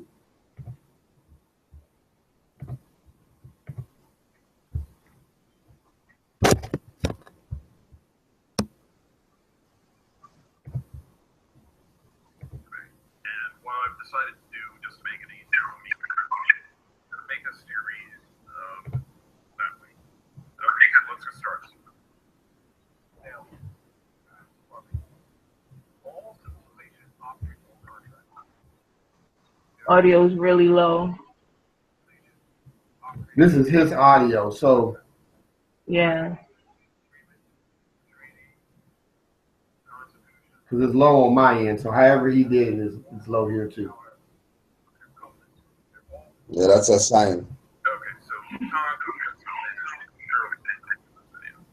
by the way, really quick shout out to the landlords who I believe are going to be watching this video, or at least I hope they watch it, because I'm going to be explaining why Taj Bay is a sovereign citizen. Right there, Taj has just referred to the sovereign citizen theory that everything is a contract. This is discussed at length in the Means v. Means decision from Alberta, Canada, which deconstructs the sovereign citizen movement. And I'm just going to read from paragraphs 388 forward, where this everything is a contract theory is discussed. Quote, an OPCA litigant may argue that he or she has no obligation unless the litigant has explicitly formed a contract for that obligation. In Canada, this argument has been frequently advanced. Blah, blah. An interesting variation of this approach was made by Frisky, who at trial argued that he did not want any government services, then he ought not be obliged to pay income tax. In yet another variation of the everything is a contract concept, the person may attempt to sever all contractual relationships with the state, successfully, presumably defeat all government authority. Sometimes OPCA litigants claim that their interaction with the court is a contract. OPCA litigants who adopt this tend to identify practically any state document, even a driver's license or birth certificate, as a contract. They argue, in effect, that they do not wish to be in a contract with the state and should be able to engage in activities, for example, operation of a motor vehicle, without being bound to the state in that manner. These persons go to great length to scour away all contractual links, expecting that at some point the state's authority will evaporate. Now, to really go into the roots of why this everything is a contract theory is wrong, we need to go back to 1762 to a book by Jean-Jacques Rousseau called The Social Contract, or Principles of Political Right. Now, this is basically a philosophical treatise discussing where government can derive legitimate authority from. Now, I'm just going to use the Oxford Dictionary definition of the term because it's accurate and it's simple. But essentially, the social contract that Rousseau was referring to is hypothetical. It's a philosophical model used to discuss philosophical and theoretical ideas. Quote, it is an implicit agreement among members of society to cooperate for social benefits, for example, by sacrificing some freedom for state. We are sovereign citizens, and Taj Bay by are growing up is that they were taking this idea of a social contract literally. There is no literal social contract. When you're born into society, you don't have to sign a contract saying, okay, I'm going to give up certain rights and blah, blah, in exchange for protection, and I'll pay some taxes. No, it's an implicit agreement. Simply by being physically on the land, you are part of the social contract. Islam family. Yep, gotcha. I mean, during the time, just within that, there's a lot that can just be spoken on as far as Right. dealing with contracts and do you want to begin, and then I can Cujo, you can speak regarding the issue after. Okay. So the first thing that I would want everyone to understand is there's a difference between law and legalese. There's a huge difference there. Okay. One can speak law and then one can quote legalese that dispute it. That's not hard to do. We have to understand the historical facts that are present within the issue that we're speaking with or speaking about. The legalese become adopted with the Act of 1871. Based on the coup d'etat of 1861. With this happening, you have the whole legalese of the government structure take place. When you go into certain aspects of law, you're going to see that everything that is being spoken about is valid. What makes it able to be confronted with legalese is the fact that those who are the de jure government have not yet completely stepped up. And so with this happening, you're going to see different things take place. Other parts that Moors are not sovereign citizens. So let's get past that. Okay. Any Moor that is trying to make you believe in that we're sovereign citizens, that's incorrect. Todd said sovereign capacity. We have to understand the difference of the words that are being used here. Okay, in your sovereign capacity, you're dealing with inalienable, unalienable, non-contractable rights. Okay, nations are sovereign, and a nation, a republic, deals with the protection of the people. Okay, with the Act of 1871, with the Republican form of government going bankrupt and being overthrown, you have the introduction at that point of all legalese. You can go back, he mentioned the issue with the driver's license contracts. If things aren't done based on contract, then you would not have the UCCs, which is their contract codes. You wouldn't have them. So that tells you right there. If things aren't based on permission, okay, because understanding that a contract is a permission. It's an agreement based on permission. Everything the Albion does is based on permission. Even within their legalese, it's based on permission. When the colonists came here, they got permission to set up corporations. All of your first states were corporations. They got permission. When there was disputes, then they got permission again from the Vatican with the Doctrine of Discovery. Those are contracts that you're bound to. With the creation of the ens legis, with the 14th and 15th Amendments, then you have another permission. It is well understood that the birth certificate, marriage license, all those are contracts. It's not really disputable, although you can quote legalese, but the Supreme Court has already spoke on it. So really what he's saying isn't worth the oxygen he used to say it. It's just really not worth it. I don't even really feel like it's worth the amount of time we're going to spend. The only reason we do these things is so that the people can get clarity. But the Albion that said it hit everything he stated was legalese. You can't go into the Constitution. Even if you go into the Constitution, then you go into what is a liberty. What is a liberty? A liberty, one of the liberties is right of locomotion. What is locomotion? Then you go into the Constitution and it says those things can't be abridged. I mean, it's not difficult.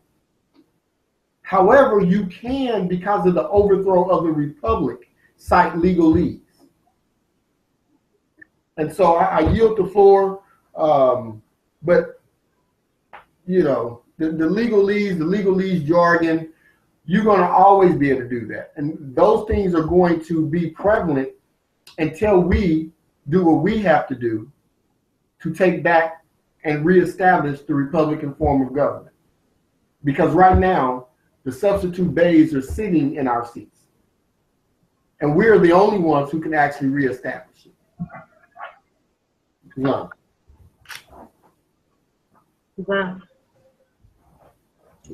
Brother Cujo?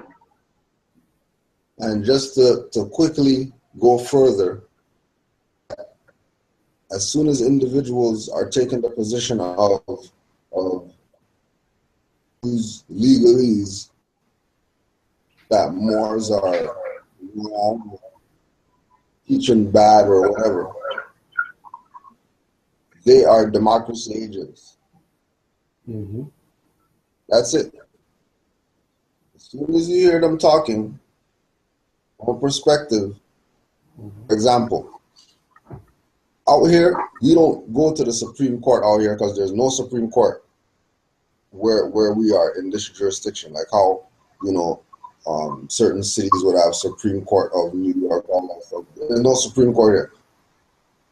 Tribunals and, you know what I mean, kangaroo courts.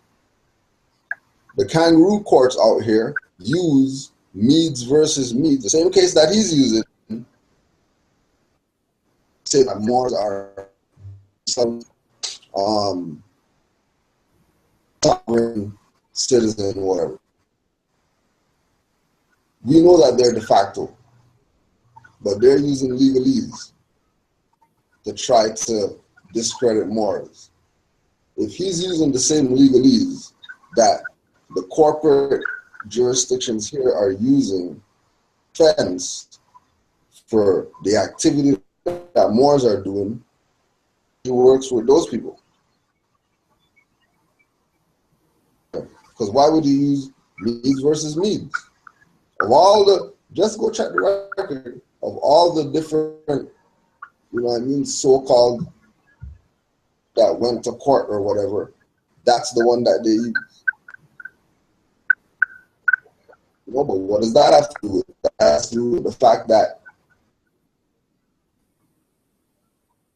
versus Meads, Moors who had cases with immigration and stuff like that, that they're saying, or they're fraud, trying to escape or whatever like that, but still here. Nobody's coming kicking their door and talking about their immigrant or whatever like that, get them out of here. They go to war, all that. It's not bound to the continent by heritage. Right? But it seems that people want to try to get our people out of that concept here. There's nowhere else to go. Ask the people who went to Liberia. They know where to go. Ask all those Rastas that went to Shashamani. They know where to go.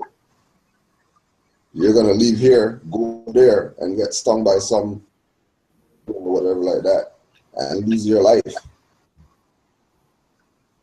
You're going back home over there when you're from here, and then you're calling over here the West, and calling over here wilderness of North America and all that stuff. This is your vast estate. And so everybody comes here. Everybody Sorry comes to here. interject. Yeah, but everybody come here trying to set up shop. Why? You know, while they're distracting us to look over the water, over to the next side. Clearly there's a reason, you know. And with the people being so ignorant of what's going on in their own backyard and really adhering to these false stories that the modern European, the same one that they complain about so much, the same one that they know lied to them, know that they have a double tongue, you know, they speak with a double tongue, you can't trust them, You know, they don't have our best interests at heart. The same ones that they sit there and they curse and they know is the enemy to them or whatever. You know, they'll hold to a story that when you back check it, you fact check it, you can clearly see it's not, you know, nothing like that can even scientifically be possible. Such as the little boat that they claim that we came on over here. Mm-hmm.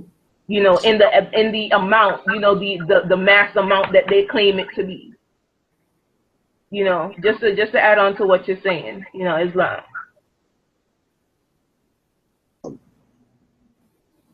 Yeah.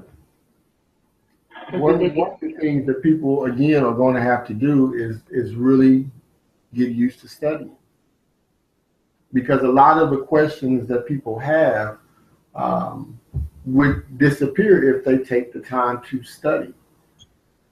Even with the whole introduction of Moors coming in with the sovereign citizen concept, such as the birth certificate authentication being the process to do that frees you up and it puts you in the private instead of the public, and all this stuff. And you have so many Moors falling for it, the same way you have Moors falling for when you listen to, you know, people like the Albion, or you listen to people on Signet, or, you know, TV or whatever that thing is called. When you hear these things, it's a lot of times the lack of the fact that people aren't studying. We've got to get out of this rat race where everyone's looking for that quick fix. If people can get out of that habit there and take their time.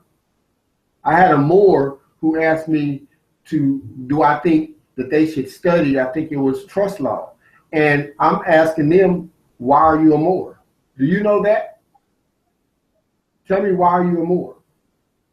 Have you read the Quran?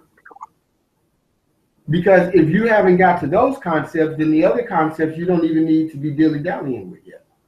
And that's part of the issue, is that you don't have enough people sitting down going over the needed material. Everyone's, you know, doing the YouTube scholarship the quick way, and don't have the books in front of them, studying with the marker, with the light, with the water. And we've got to get the people to start doing that and stop looking for people to lead them with the knowledge. You're looking on YouTube because you're looking for a leader a lot of times. It's one thing to go through a YouTube lecture and break down stuff. And if you're breaking down things, then a lot of the questions that people have, you would never come with.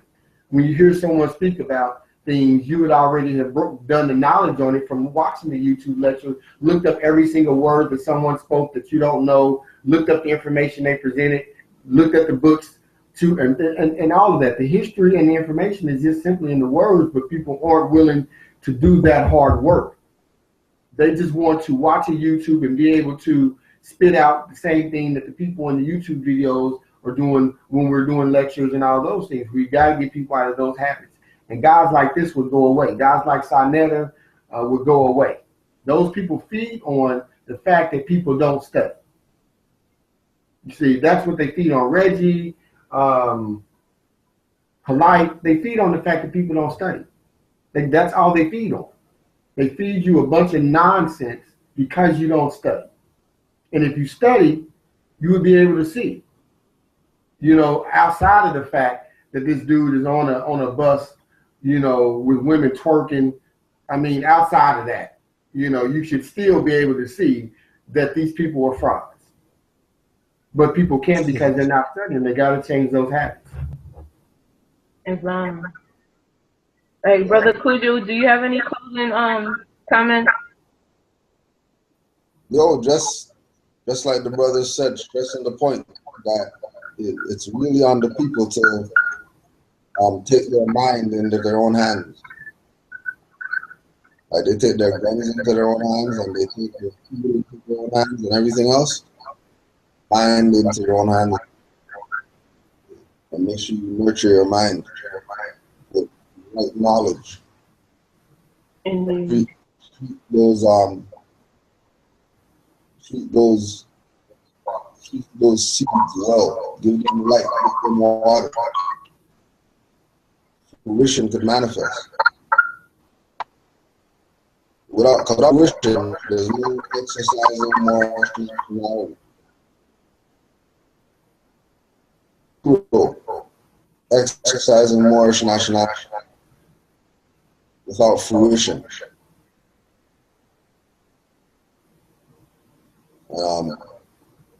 Second, Islam to the self-mother, having the platform. Islam to the grand chief, to build as usual. The jump, do the jump. Thank you again for the platform and good day. Indeed, Islam. And I thank the both of you for, taking the time out to really addressing this issue, because, just to reiterate, it's the misconceptions that really do have our people in a confused state. So once we are able to define, the certain terms, certain processes,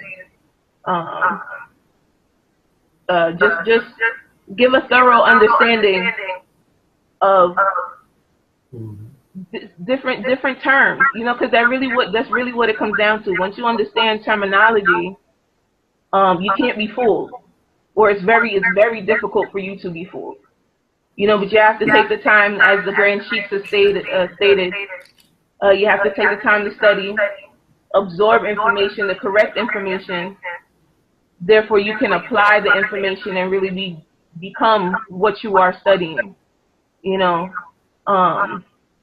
Just before I close out, I want to put on the record that the Albion, he had a part 2 to the to the video, and within it he states that rvbaypublications.com is Taj's website, and it puts out information that has no legal rationale.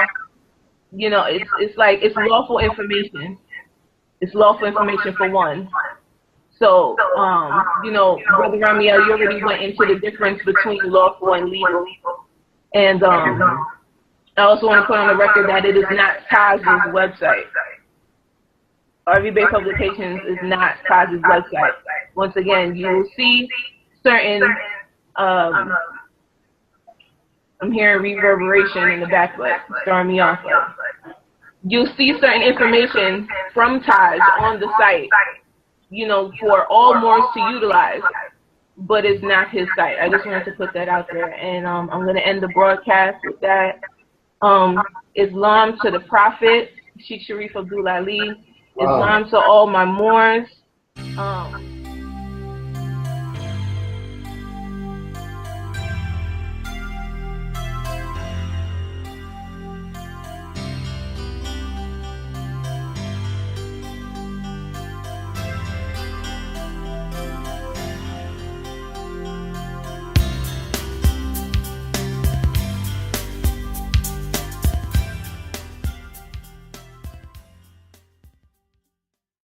Just to put that on the forefront. So this is Black Law Dictionary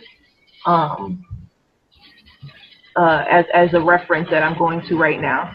And I'm going to start with what nationality is.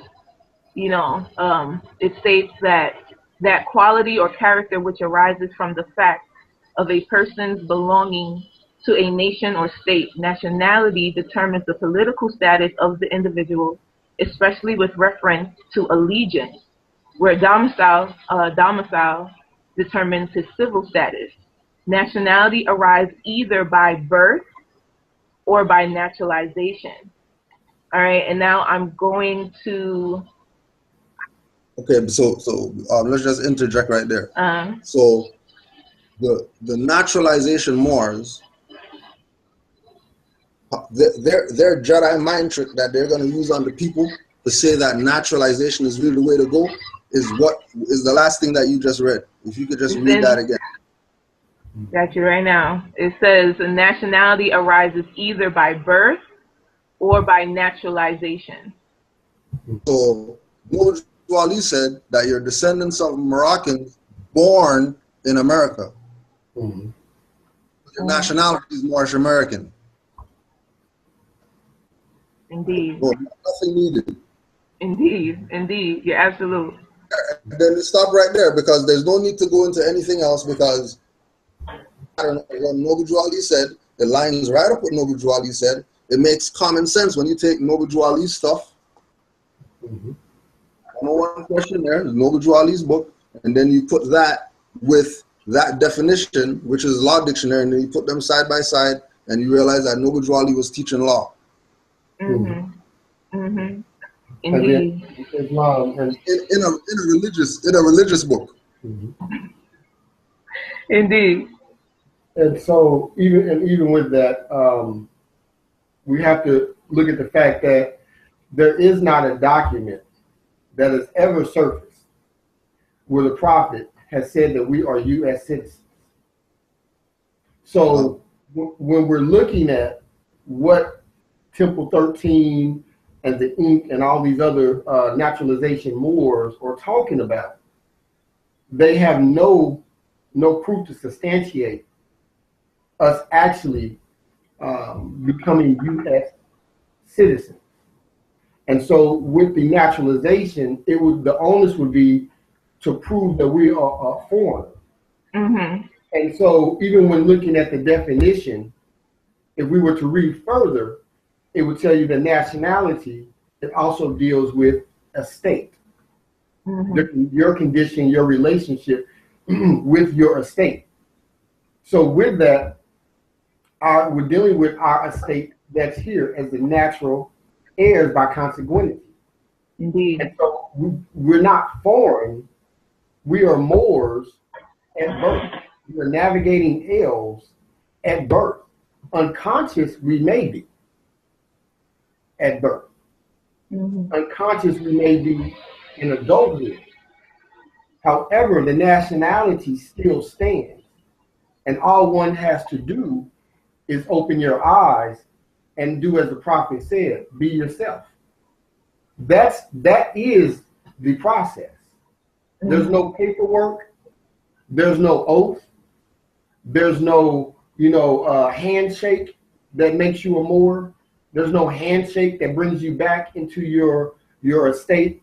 The only thing that aligns you back with your estate is what the prophet said. Moors, go back to the mindset of your ancient foremothers and forefathers. See, dealing with our lost estate, the lost estate is the knowledge. And the knowledge. Everything that is presented is, and when it comes to the concept of naturalization, and Moors taking the position of saying we are going to naturalize somebody, that they are saying that they're naturalizing, or better be aliens. If they're not aliens, then are actually exercising a deliberate enslavement racket with their own people. Mm-hmm. Because when you look at Moors that are naturalizing, that with foreigners who are the real aliens, talk to Europeans today, they'll tell you that we don't want to be U.S. citizens, because they realize that that's a corporation, the same thing that Brother Ramel said. If they're realizing that the thing that they put their trust to, make pledge to the flag and all that type of stuff is a corporation, and they want to get out, the only people who can do that are the Moors. And this is where it comes into people, recognizing Peter Lamborn Wilson, right? He got, quote unquote, naturalized by Noble Drew Ali because he adopted the concept of Amexem.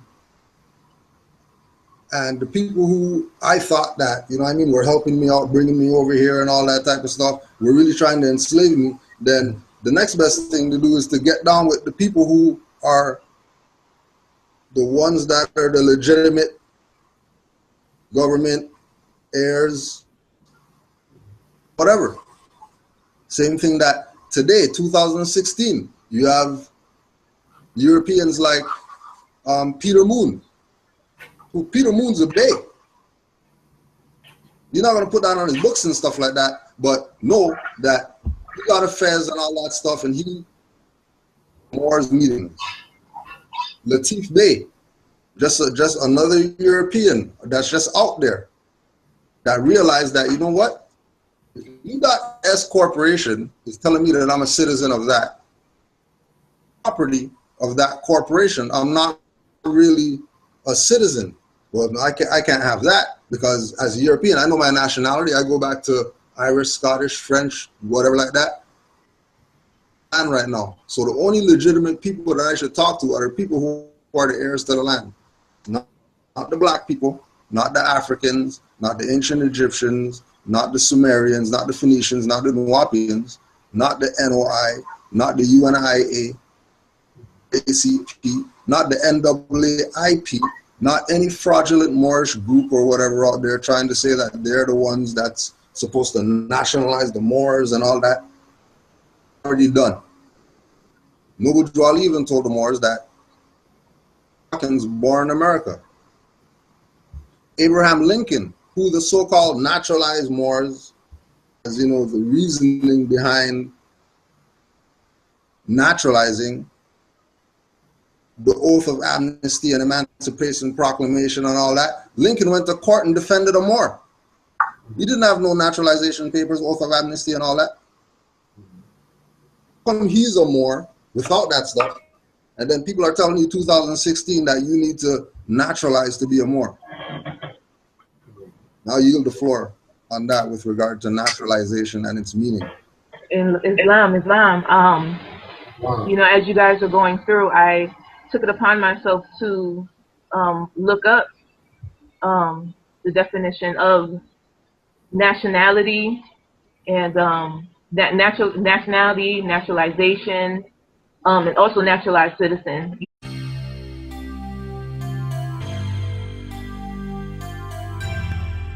Welcome.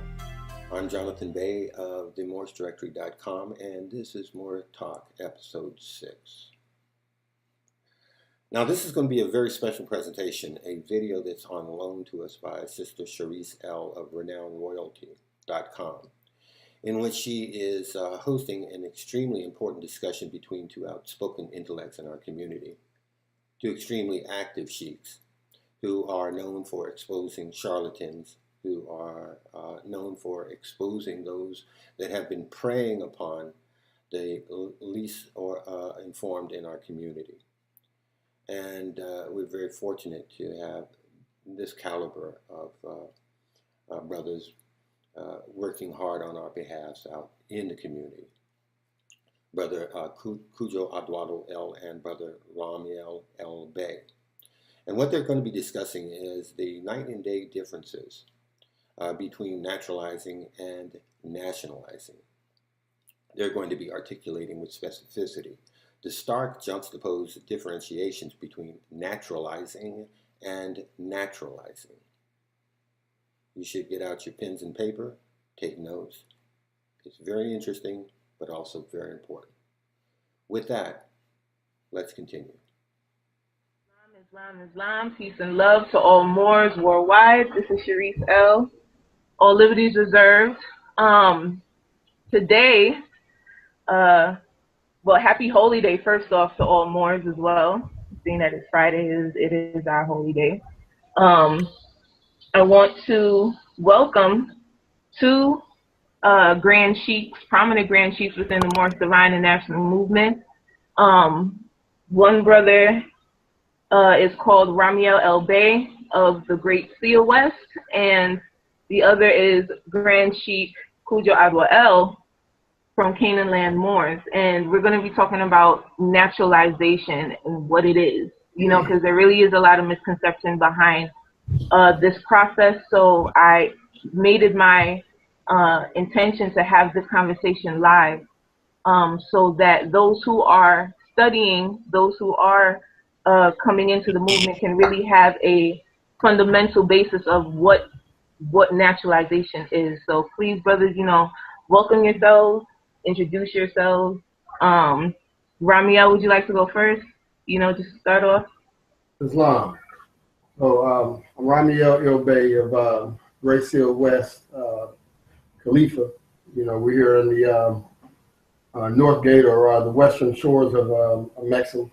And you can catch me on the Conscious Vibes Radio, Mondays at 11 a.m. And we have the live class that goes on every Thursday for those, and I'm sure we'll probably give out more information about that. But I'm National Grand Sheik of Great Order West in these territories. Islam. Cujo, would you like to? Islam. To all Moors, I'm Cujo Adwell, Grand Sheik of America, Moorish Divine National Movement, Moorish Holy Temple of Science in Canaan Land Territory. We got our classes every Tuesday on Ustream, and you can also go to the Canaan Land Moors YouTube page. If you're looking for Moorish hip hop, willofalah.com, and you can get. But we got to do, so let's do what's supposed to be done. Indeed, wow. Islam. All right, so let's get to the nitty gritty, right? Let's talk about naturalization. I'm going to ask. Knowledge being acquired aligns you back with the ancient foremothers and forefathers. And so as that's happening, there's no need to go any further, as Grand Sheik Cujo Adwell said. There's nothing else. What else do we need to go into? We know we're not aliens. Mm-hmm. So unless you're an alien, what is the act of naturalization for? What is that for? So show me how I'm an alien. Don't tell me that I need to naturalize. Tell me how I'm an alien. Because if you can show me how I'm an alien, then we can continue with the conversation for naturalization. But if you can't show me how I'm an alien, then it's mute. Because the act of naturalization is the adopting of an alien, the absorbing of an alien. Mm-hmm. And clothing them with the privileges. Clothing. Remember, you take off clothes. So they're not privileges. Yeah. So are we talking about birthright? Or are we talking about privileges? Which one are we talking about? Because birthright is not a privilege. Two very distinct things. Right. So what exactly are we talking about? You see what I'm saying? So they have to correct those concepts because literally either they're completely ignorant or they're disingenuous. Just to quickly interject, to further, camelback up what you're saying with naturalization, the whole process of naturalization, you do have to have a nationality to give up or substitute for another. And in regard to our people, seeing that they're in a state where they don't have a nationality or they haven't even claimed the nationality as yet, the process itself isn't one that they should be going through. They have to know their own nationality. They have to recognize their innate nationality first before they can even think of wanting to be a citizen elsewhere. That's just I just wanted to interject that in. But Cujo, Brother Cujo, did you want to say something? Yeah, when Moore was talking about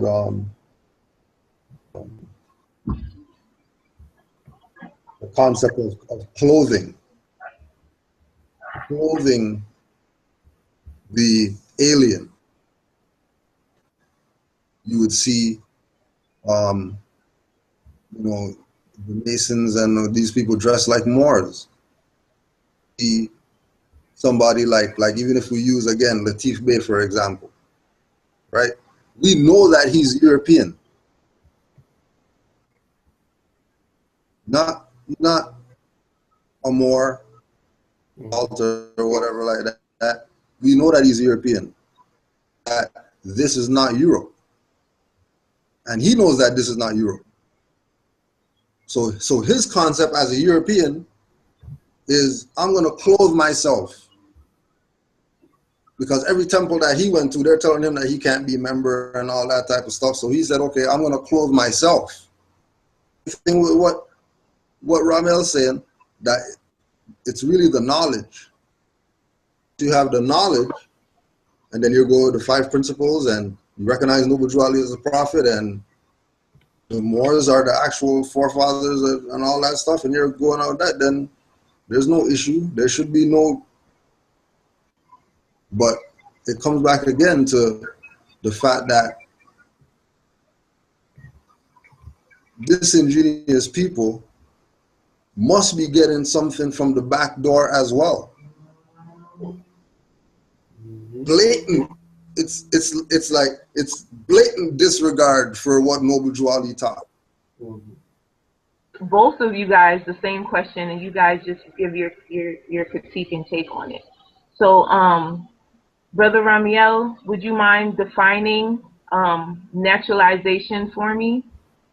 Okay, so by definition, naturalization is the act of absorbing an alien into, since we're speaking about these shores or this land or these corporations, it's the act of absorbing an alien into the U.S. So that's what naturalization is. And so when we're looking at what it is, of course, we have to get a broader understanding of the words that are used in the definition. The first word that anyone should want to know is, what is an alien? So when we're looking at the definition, it's the act of absorbing an alien and clothing them with the privileges of a U.S. citizen. Okay, so if you're reading the definition, the Law Dictionary, that's pretty much what it's going to tell you. Well, an alien, by definition, in the Law Dictionary, in the Black's Law Dictionary, if you go to the 4th edition and many of the other editions, it will tell you that an alien is not someone naturally born in the U.S. It is someone from abroad. I'm sorry to cut your wisdom, Sheikh, but do you mind being specific when you state the U.S. or U.S. What are you referring to when you state that? Okay, so the U.S., of course, we're speaking of the corporation dealing with the Act of 1871. So with the Act of 1871, you had the constitutional republic suspended, went bankrupt. So once that entity went bankrupt, you had the reorganization, and then you had the new classifications of the U.S., which now is a corporate territory, okay, within the 10 square miles of of Washington, D.C. Okay, that's the jurisdiction. Now, what has happened is that in modern terms, we tend to think of and make the U.S. synonymous with America. But the U.S. is a corporation founded on paper. Okay, the U.S. is first formed and incorporated in France in 1754, I think it is. And you can do your research on that. But then it becomes completely, the republic goes bankrupt, and then you have the capitalization and the trademarking of the capitalization that takes place in around 1871, and you'll find that in the Act of 1871. And so when we're speaking of the U.S., we're speaking of the corporation itself, which now does business as a de facto government entity. And so people think of the government or the constitutional government, and they think of the U.S. U.S.A. But that actually comes from the Act of 1871. And so whenever I'm saying absorbing someone into the U.S., I'm speaking of the corporation that is the U.S. that claims and does business as a de facto government. on the shores of northwest Amexem. Indeed. All right, so Go ahead. no, are you? I want to pass the baton to Grand Chief Cujo. If you concluded your statement. Yes, Islam. Islam. All right, Cujo. Just to